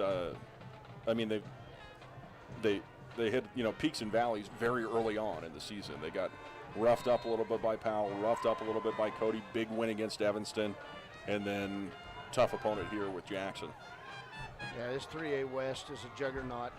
Third down throw to Jared Lucas, caught, and the ball pops out after a big gain, and I believe Jackson fell on it at about the 13-yard line. DeVries has Lucas was on his way for 20 or 30 yards there. He was still moving. There was a chance he could have scored, but Jackson falls on the football. Another turnover for the Wolverines. That is 5 fumbles lost in the game for Riverton, 1 interception.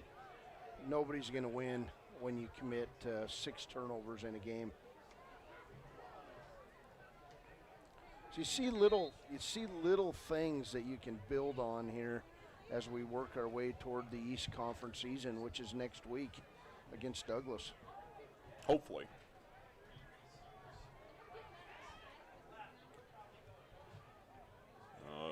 It will be the ones still in the game here for Jackson. Handoff, Hasnick. Looking for the edge, won't get it. Actually lose yardage on the play. Back about 2 or 3. Hasnick is brought down by Mathis for a short Great job by Broden Mathis. Second down. 9 tackles now for the senior.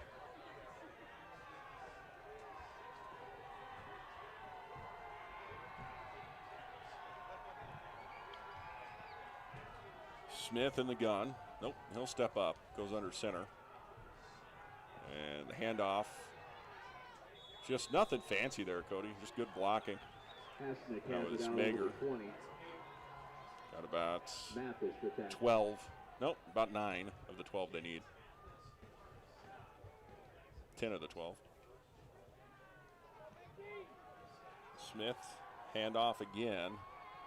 And first down yardage for sure this go around. Takes it out to about the 30-yard line is Hasnick. Hasnick. Enough for the first down. Brandon Couch in on the tackle. 10:50, fourth quarter, 50-7 on the Taco John's scoreboard.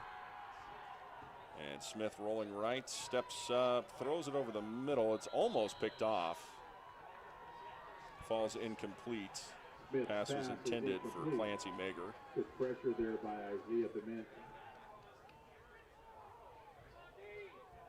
And it would appear that none of us know because the clock is not moving. I think it's 45.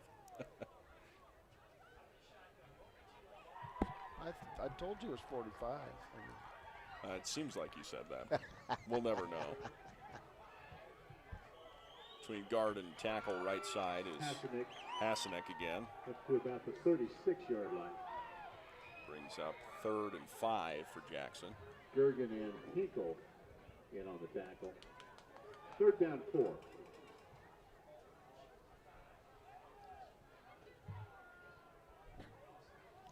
10-16, fourth quarter. Smith in the gun. Moves his tight end from or fullback from right to left, and then the handoff is going to be well short of the first down. It'll be fourth and about 3. And you got to think that Jackson's going for it here. Topo man, Braden Vincent. They hurry him up to the line. Fourth down 2. Smith in the gun. Takes a snap and then shoves it right side. And Hassanek has the first down and more. We do have a flag down on the field. I think they'll have a holding call on the far side. Hassanek off the right side, out of bounds, across the 45. I think this one's coming back.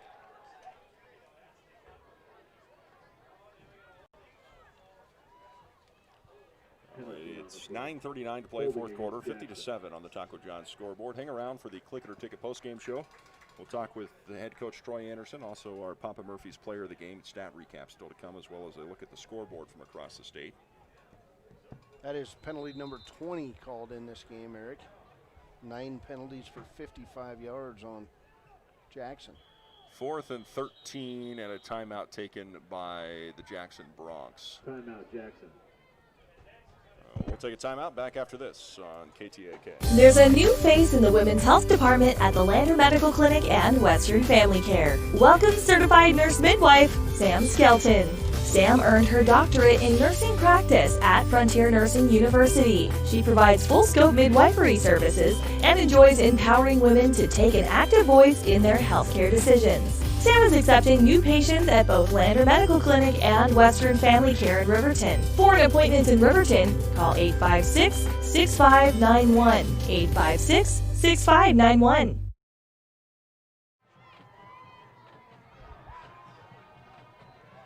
Scores in 4A, Eric. Campbell County 42, Cheyenne South 0. Cheyenne East 56, Laramie 13, Natrona 28, Kelly Walsh 14 in the Oil Bowl. Sheridan 42, Rock Springs 12, that's final. And second quarter, Thunder Basin 20, number 1 Cheyenne Central 17. Well, a punt, Cody. We saw a punt. Head coach David Joyce says punting was for losers in France in his interview with us. But by God, we made him punt. So it'll be Riverton football at the 47-yard line. 3A scores final. Number 2 Cody holds on, beats Buffalo 14-6. Folks, if you're listening out there, please turn off your headlights. We made a graphic for this. This is the headlight cam of shame. Turn off your headlights out there. They heard it. Okay.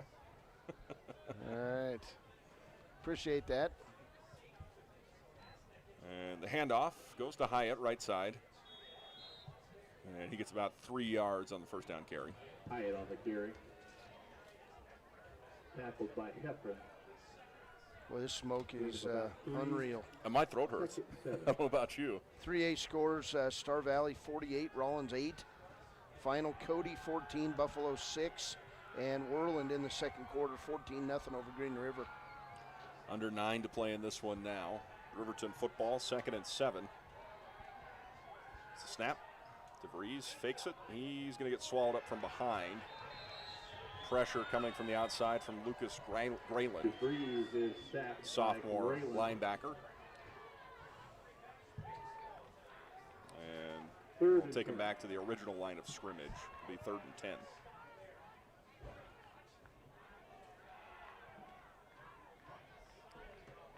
.8:28 to play in this one. Dale by himself here on the near side. Engel and Hutchinson over there, as well as Lucas. DeVries fakes the handoff to nobody and then steps up. He'll run with it. Gets it across the 40. Jukes down to the 35-yard line. And a gain of DeVries on the big run. About 15 yards. There is a penalty on the play. Of course there's a penalty. Unreal. Back at the original line of scrimmage. Some flags on the field.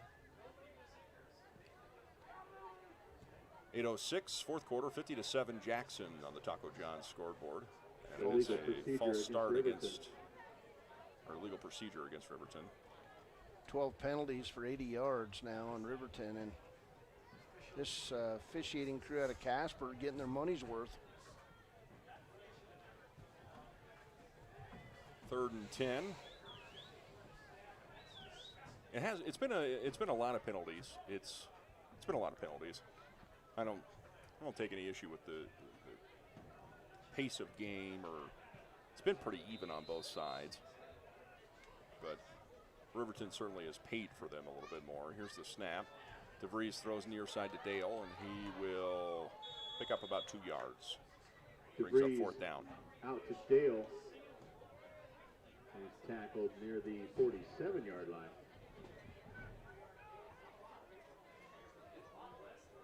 Brings up 4th down. 7:42 now in the fourth quarter, 50-7. 4th and 11. And Johnson's going to go back to punt again. Back to receive will be Mager. And we'll check in down here with Brett Watson. We can just leave the camera on here on the players here, Cody, but we'll check in with Brett Watson. And here's Johnson with a foot to it. Does a nice job again of getting it about the 15-yard line. But, Brett, one of the things that's, you could see up here from the press box, there's a little bit of shoulder slump right now from the Wolverines. You could kind of just see the body language. They're feeling a little down right now. I mean, it's 50-7. This is a tough ball game. And it's been that way since about the midway through the third quarter. You're starting to see kids with their hands on their hips. A lot of kids limping, and unfortunately in a game like this, you got one team that's teeing off and the other team's just had enough, and that's when you get injuries. And tough night. But we got next week. This is kind of the preseason is over, so see how we do. That's right. It's always second half of the season. That's what matters here, but a tough start. But some glimpses. And Jackson running the football, gets it across the 22-yard line.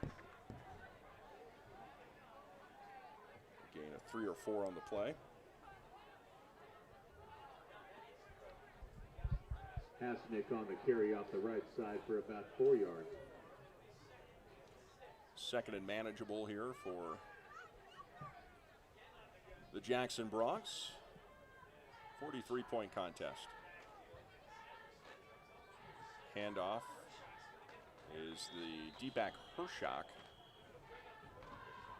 Henry Hershock, senior running back and linebacker for the Jackson Bronx, gets the call.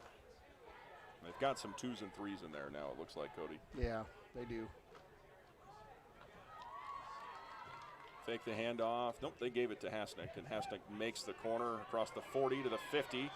Stiff arms his way all the way down to the 35-yard line. We'll see where he stepped out of bounds. They'll say back at the 47 of Jackson. 47-yard line. I'd like to know what his 40 or what his 100-meter time is. He's the fastest running back we've seen this year. It's Tanner Johnson and Brock Hinkle giving chase. 1st and 10.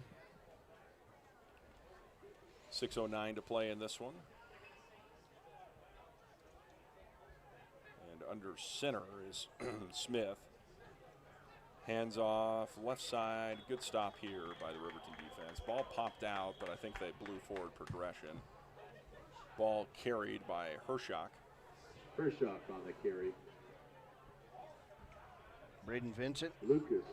Records his 6th tackle along with Jared Lucas. 2 receivers near side, 2 far side. And a near interception on the far side of the field. 2 defensive players got in the way of one another on that one. Pass was intended for Lucas on the far side of the field. Good pass breakup by Kai Gergen. And again, there's just kind of that body language.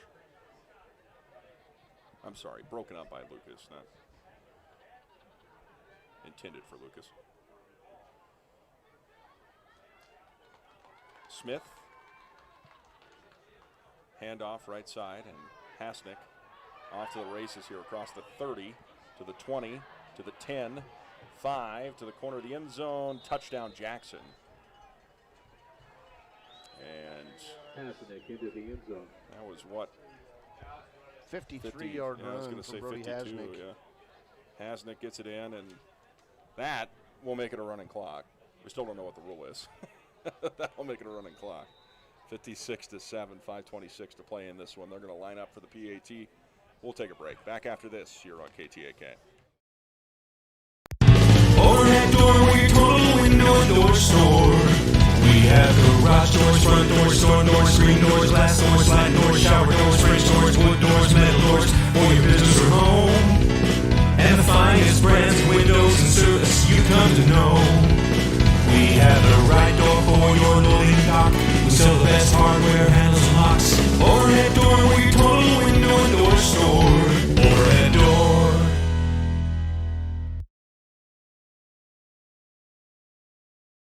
Here's an important update from Wind River Family and Community Healthcare. They are continuing to see patients during this trying time. If you have a cough, shortness of breath, and a fever, call 307-855-2966 or 307-857-9489 before coming to the clinic. A nurse will triage you over the phone. They will ask questions regarding symptoms and recent travel. You can also reach Wind River Family and Community Healthcare by calling 856-9281. Eric Pauly and Cody Beers back. And Cody, that's one of the more staggering numbers I've ever seen. 671 yards of offense, and that's an official count by the Jackson Bronx. 671. Holy cow. That's a half a season for some teams. Larry, what'd they do on the ground when you get a chance? Here's the kick from Vasquez. And that'll go into the end zone. 671.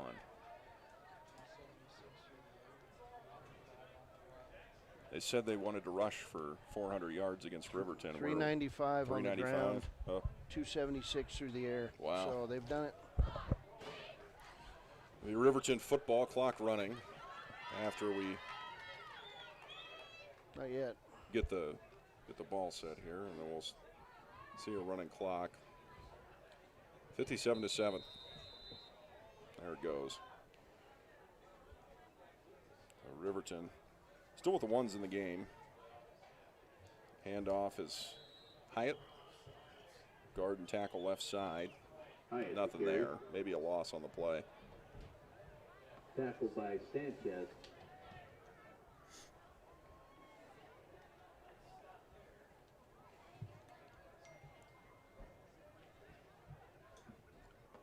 Under 5 minutes to play in this one. Hang around, folks, for the Click It or Ticket post-game show.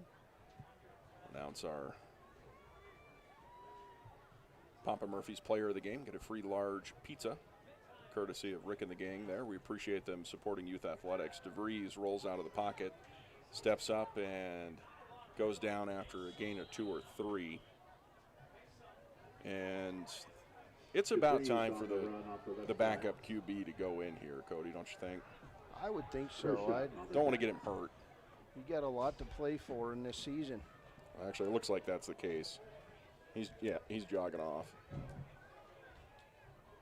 Get Nathan Hutchison in the game. Yep, Hutchinson will be in at quarterback. And bobbles the snap and gets swallowed up. Hopefully he held on to it. He did. And I think he just took his eyes off of it.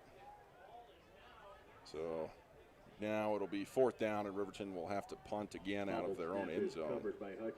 Or at least close to it here for Tanner. 4th down.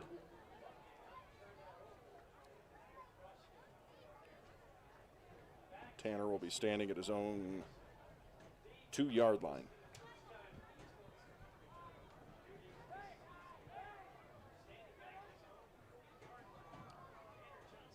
Clock still ticking down here. It's a low snap. Johnson is just barely going to get this thing off.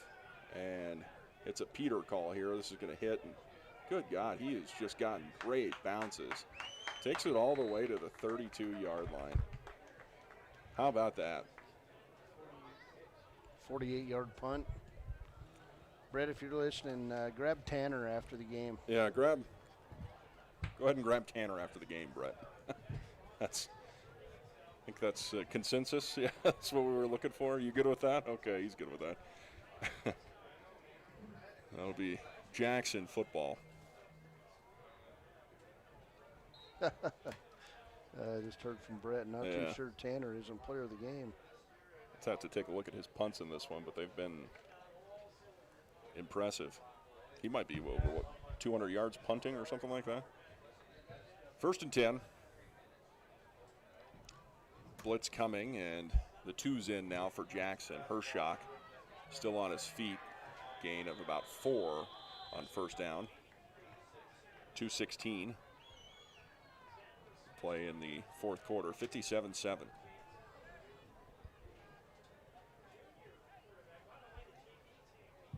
Tackle by Lucas Ingalls.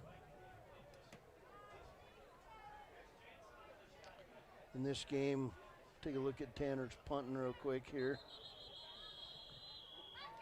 Punts of 48, 57, 40, 64, 38, and 48. That's unreasonable. That's outstanding. That brings up 3rd down after a short gain. 3rd and about 4. And this time the Riverton defense gets good gang tackle there, and backup quarterback goes down for Jackson. That is Owen Jansen, who's a sophomore. Tackle by Caden Gentbein. That bring up 4th down. 65 seconds on the Taco John's scoreboard.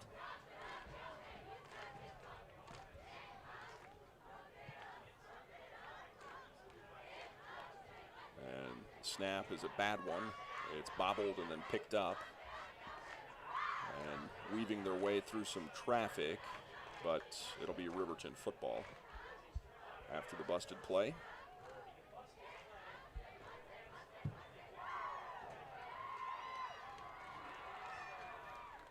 And that might do it, Cody. I don't know if we'll see another play run. 26, 25 seconds here.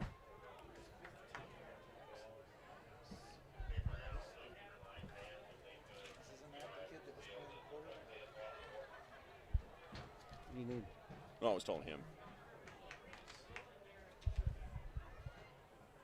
And 8 seconds. Looks like Riverton will snap it one more time. Hutchinson airs this one out, looking to the end zone for Jared Lucas. He caught it at about the 8-yard line, but that'll be the last play of the game. Final score, Jackson 57, Riverton 7. Now, Brett, I'm watching you, okay, but we'll check back in with you. If you go gather up Tanner, and whenever the coach gets done, we'll come down to you, okay? So we'll take a short break back after this. You're listening to Wolverines football on KTA. Brown Sugar Coffee Roastery is proud to sponsor youth sports. For the best in fresh roasted coffee, breakfast, lunch, and dinner on the weekends, you'll enjoy the best locally sourced food at Brown Sugar Coffee, 203 Main Street in Riverton. Former University of Wyoming quarterback Josh Allen is worthy of Wyoming. 23 plays into my first start here at the University of Wyoming. I dropped back, kind of went through a progression. I saw the middle of the field kind of open up. I decided to lower my shoulder. His helmet went straight into my collarbone here. We landed on the 20-yard line. At that moment, I knew something was really bad. So Josh's collarbone was pretty bad. He had broken in multiple places, and it required hardware fixation with the plate in order to get it back together. It was devastating news to me and my family, just knowing that, it could have ended 23 plays in. We had no question whether we could perform the surgery here, given our wide range of varying subspecialties within orthopedics. I would recommend Premier Bone and Joint Centers. The thing that made me feel really comfortable with them was they made it feel like your own family. I think he'll have no problem performing in the NFL. His rehab and his recovery done very well, and I don't see any restrictions on him whatsoever. They want the best for you, and they won't steer you wrong. Let us show you why we're worthy of Wyoming. High Plains Power is a touch Keystone Energy Cooperative. What does that mean for you as a Rural Electric Association member? It all comes down to 7 principles: open membership, one voice, one vote, member benefits, independence, education, cooperation, and community. To understand how it all works, we're headed back in time. In 1879, electricity was in major cities, but rural areas were out of luck. In 1935, President FDR made it possible for companies to build power lines to unserved areas. By the time we hit 1941, some 400 electric co-ops had been organized to serve rural America, just like High Plains Power. For more information, visit nreca.org.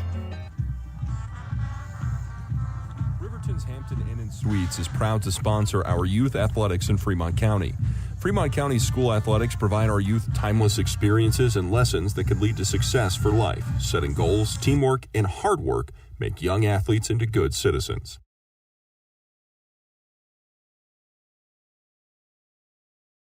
Here's an important update from Wind River Family and Community Healthcare. They are continuing to see patients during this trying time. If you have a cough, shortness of breath, and a fever, call 307-855-2966 or 307-857-9489 before coming to the clinic.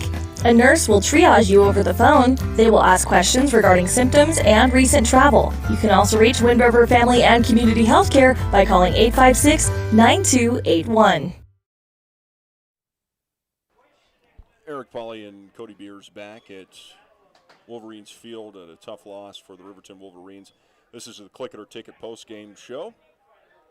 As the story in this one was a couple of missed opportunities early on in the game for the Riverton Wolverines. And then, of course, Jackson and Riverton both guilty of a bunch of penalties in this one. It just seemed to affect Riverton more so than Jackson in terms of momentum in the ball game. Now, we'll take a look at the stat line here momentarily. First, let's catch you up on some scores from around the state, and then we'll check in with Brett and the gang down there on the field. He'll check in with our head coach and also our player of the game. So looking at the other games around the state, Campbell County leading Cheyenne South 49-0. Natrona County 28, Kelly Walsh 24. That's in the fourth. Final score, Sheridan 42, Rock Springs 12, East 56, Laramie 13. That's also a final. Thunder Basin leading Cheyenne Central 20-17 at halftime. We're going to check in with Brett here in just a moment. He's going to grab Tanner Johnson for the player of the game interview. So let's send it on down. Brett, Tanner Johnson we did the math here. Total of 295 yards punting on 6 punts and averaged 49 yards a punt. Well, first of all, Tanner, what's your favorite kind of pizza? I just like cheese, really. Oh, cool. Well, you're the player of the game. It didn't fit in a game like this. They just told me upstairs that you averaged 49 yards a punt. That's a great average for a high school kid. Now, you've seen 3 opponents leading up to this. Where do you put these guys? They're definitely one of the best. We could tell, but we competed with them in the beginning, and we could beat these teams. We just gotta put it all together. Well, that's a good attitude. Go in there and shower up. You going to the dance tomorrow? Yes, probably. Cool. All right, we'll leave it down with Brett. He's checking in with Troy Anderson. Well, Coach, there's really no way to sugarcoat that. You probably need to go out and put some dirt in your mouth and get the taste out of your mouth. It was more of the same in the second half. Yeah. I mean, the tables turned, right? You could see that that one, I think the key point in the game is that one on the far southeast end zone there when we got that. If that thing goes in, I think it's a 100% different ball game. We got a taste of what last week was like for the other side today, and that's what I told them. It should be painful and a little embarrassing, and that should just inspire us to go back to work. If we can't get fired up with a little negative, last week was positive. We come fired up. We got to be better. It's not like the broken record. But the physicality, I mean, sure, when you guys are up in the top, and I'm sure when the fans are watching the site, our physicality was near at the level, and we're able to compete with Jackson. I think that first quarter and some change probably showed that. So, it's just about sustaining and capitalizing, and I think we had more penalties tonight, and I'm not blaming the stripes at all. We had more penalties tonight than we probably had all years against us. So, that's one of those things you just got to overcome. I think probably turnover game we probably lost. I think we got a handful, but we gave quite a few too. So, Well, if there's a positive to bring out of it, I think you guys had 6 turnovers and 12 penalties, so those are correctable things, and it was uncharacteristic of your team to do that, and it's just one of those nights that they just couldn't get it going, and like you said, once a team gets up, then it's just hard physically to come back and compete. Yeah. The other positive, I guess, is your preseason's over. Yeah, hopefully you face Douglas next week and your conference begins. That's a hopeful outcome. I'm pretty hopeful of that. I know they had their little hiccup, and hopefully things get cleared up down there and we can go out and play that conference game. That's a big game. It's our third of 3. If we go 2-1 on that, I feel pretty good. Douglas is a really good football team. We're going to have to be again physical, and as we go. I've told you guys a million times, as our offensive line goes, this is how we go. Absolutely. Bottom line, when you put that in the end zone down there, and you're up and you're 14-7, I think it would have been at the time or thereabouts, and that's what it is, man. And that we put the doubt over there, and then maybe the game's different. Psychology is a big deal. And we talked with Eric and Cody and I talked about that. That was basically a 14-point swing. You guys could have punched it in, like you said. You'd have been up, it would have changed things. Back to work Monday. I guess. You try to get this out of your head and I'll be miserable tomorrow watching film probably, but that's okay. I'm gonna watch that. Like I tell my wife, I like to be a little bit miserable, so I think I probably earned it tonight. All right, Coach. Well, good luck next week. Thanks, Brett. Thank you, Brian. We appreciate it. It's like you said. The way Brett opened the conversation there is, what do you say about that game, right? That is what it is. Better team won this evening, but certainly an opportunity there for Riverton to score some points earlier in the game, maybe change the pace of game, Cody, but no doubt about it, Jackson deserved to win the football game. Oh, no doubt about it. And, I think Brett took the right tact when he asked Tanner, he says, what kind of pizza you like? Because I've walked out on the pitching mound a few times in my life, and I'll look at the pitcher and I'll go, what do you want to eat after the ball game? And, tonight in a very smoky Wolverine field, things started off for Riverton in a big way. Damon DeVries breaks off a 75-yard run, and then DeVries hits Jared Lucas on a 6-yard pass. Less than 55 seconds into the game, matter of fact, it was 7-0 Johnson's PAT, and then Hazenek comes back on a 58-yard run. Less than a minute later, it was tied 7-7 after Vasquez hits the PAT. Hazenek then 22-yard touchdown run with 1:55 to go in the first. Vasquez PAT, it was 14-7.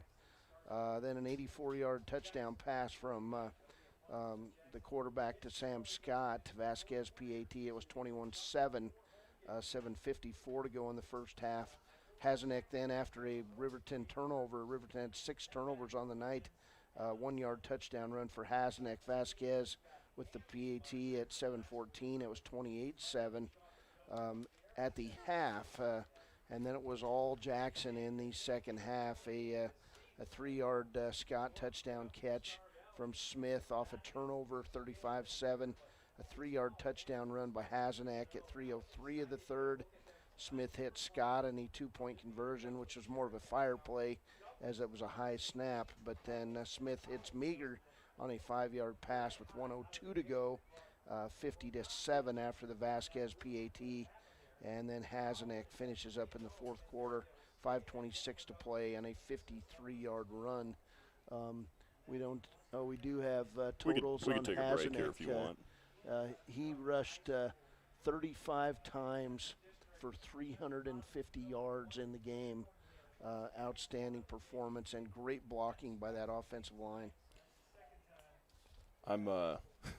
The time will come where we don't have near record rushing numbers against Jackson. And so what did you say he had, 350? 350. I got to look at the all-time list, Cody, for the fourth time since we've played Jackson. If he's at 350 in a game. He's up to he's real close to 1,000 yards through 4 games. That's unreal. And Sadler Smith goes 13 of 24 through the air for 276 yards in the ball game. You've just seen the sixth most yards in a single game. by a running back. Wow. And if you look at this list, Theo Dawson had 489. That was against Riverton. Yep. And then, let's see, I thought there was another kid from Jackson on this list, wasn't there? No, he was the all-time.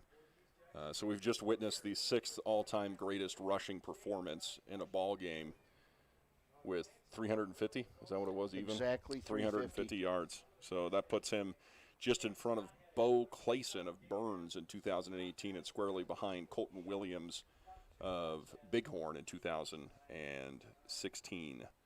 So Sadler Smith with those 3 touchdown passes too. So big. What did he have big passing? Night. He was 13 of 24 for 276 yards in the ball game. So Jackson, I don't know if we've got a total yard figure yet. Are they over 1,000 yards for the game?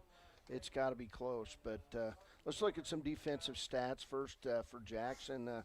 Sam Scott with 11 defensive points. He had a fumble recovery, 17 for William Pugh, 15 for Sam Lokman. They each had a fumble recovery in the game. 12 points for Stephen Heffron, 12 points for Chancey Meager. Colter Dawson, the big linebacker, finishes with 8 defensive points in the game. He just wasn't needed, but he had some big offensive plays in the contest. For Riverton defensively in the game, Broden Mathis led the way, 18 defensive points. Caden Gantenbein was 17 defensive points. He had a pass breakup, a sack a tackle for loss and a pass breakup, along with 7 tackles for Caden Gantenbein. Outstanding performance. Chris Topom with 11 defensive points in the ball game. He ends up with a pass breakup and a sack, along with 3 tackles. 17 defensive points. I'm not sure exactly how to score this, but Braden Vincent recovered a fumble and he recovered a muff kick, and I don't know if that counts as a fumble recovery or not, Eric, but Braden Vincent, the sophomore, outstanding defensively tonight, 6 unassisted tackles, and you could give him 2 fumble recoveries. I'm going to give him 1, so he gets 17 defensive points tonight. Let's see, we got 8 defensive points for Brandon Couts. He's starting to make a little bit of a name for himself. Isaiah Bemmett with 7 points, and Kai Gergen, again, pretty good job in the backfield, 7 defensive points. And Lucas Ingalls finishes with 7 defensive points in the game. I think we take a little break. We come back. We get final offensive numbers in this game. All right, back after this. This is the Click It or Ticket postgame show on KTAK. Almost 40,000 people were killed in motor vehicle crashes in 2017. 47% of those were not wearing seatbelts. In 2017 alone, seatbelts saved an estimated 15,000 people. Would you and your friends be in the surviving statistic? Not buckled up? Not cool. The law requires that all drivers and their passengers wear safety belts while vehicles are moving. Every trip, every time. Buckle Up. Brought to you by Buckle Up for Life, Wyoming. Long have our ancestors debated, taco or quesadilla. Now, Taco John's has finally found the answer. Both. Introducing the Chicken Quesadilla Taco. A taco made with a cheesy quesadilla shell filled with grilled all-white meat chicken and chipotle sauce. And now you can get 2 of them for just $5. History and tacos made. Taco John's. Crunchy. Bigger, bolder, better.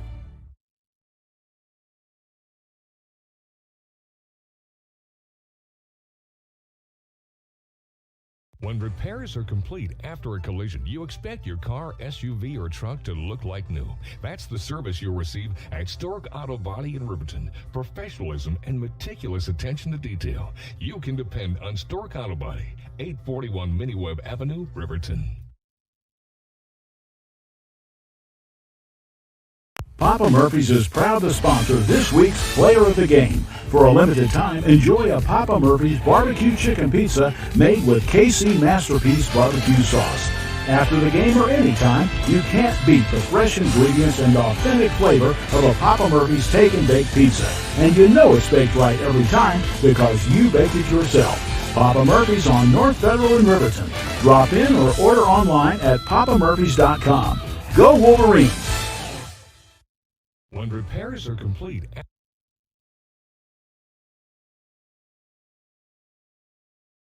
Drive now, text later. Create your own sunshine. Buckle up, tough guy. I hear and I forget. I see and I remember. I do and I understand. Seatbelts keep you hanging in there. Don't leave your life on the road. Don't regret the past, just learn from it. Superheroes, buckle up. It's better to buckle up than sorry. You are enough. Don't leave your life on the road. This is Cody Beers with YDOT. Wherever you are, wherever you're going, buckle up. Take care of each other on our highways, on the Wind River Reservation, and everywhere else.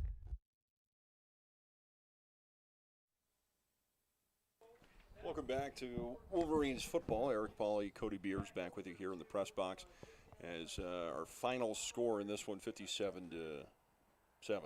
Final score. Jackson wins it, and Riverton will have to lick some wounds here, hopefully get to play Douglas next week. Yeah, total offensive yards in this game for Jackson tonight, 399 on the ground, 276 through the air, and 107 return yards. That's 782 total yards for this Jackson team. Outstanding performance for Coach David Joyce's offense. 782. That's a big day.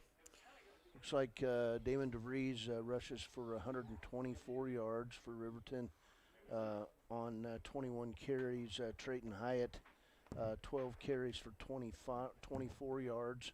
Blake Dale had 2 carries for 9 yards, and Nathan Hutchison 2 carries for a -3 yards in the game. We don't have passing stats yet for Riverton. I'm sorry, Damon DeVries does throw for 218 yards through the air in this game. So that's going to put a wrap on it, Eric, on a tough night at Wolverine Field. A smoky campfire smell. And tonight, Jackson burned the Wolverines. Well, we knew this was going to be a tough game. We knew they had a couple of strong opponents coming up here between Jackson and Douglas. That's why it was so important that they got the W last week against Evanston to try to build on it, see if we can bounce back, if you will, here. And I was just taking a look at Hasnack. He had 428 on the ground through week 2. And so he had what? Said he came into this game with 630 yards. That's if you count 0 week, I think is what it was. Well, yeah, that's their game against Bear Lake or whatever. Yeah, but he's on his way to potentially make it into that top rushing list already. There's 3 other Jackson players on that list for the season, but we won't count the chickens before they hatch. Player of the game, punter. I've never done that before, but it was truly an impressive performance. 6 punts for 295 yards, and he had a long of, what was it, 64. Yep. So Tanner Johnson, our Papa Murphy's player of the game. Congratulations to Tanner. He will receive a pizza from Papa Murphy's, and thanks to Rick and the gang for making that possible. So Papa Murphy's right there on Federal in Riverton. Cody, you got anything else? It'll be interesting to see how this next week develops. Douglas's game against Powell was canceled due to COVID, and Douglas having quite a few cases in their high school coaching staff, players. It'll be interesting to see what happens going into next week. Hopefully we get to play some football. Yes, sir. All right. Well, for Cody Beers, for Brett Watson, I'm Eric Pauley. Shout out again to Larry for helping us with stats. Thank you, man. Eventually I will learn what I'm doing over here so I can do my part again. We'll see you back next week, Cody. Thanks to Rusty back in the studio for hooking us up and hanging us up here. And then we'll see you back for Douglas football next week right here on KTAK 93.9 FM and streaming live online at yotoday.com.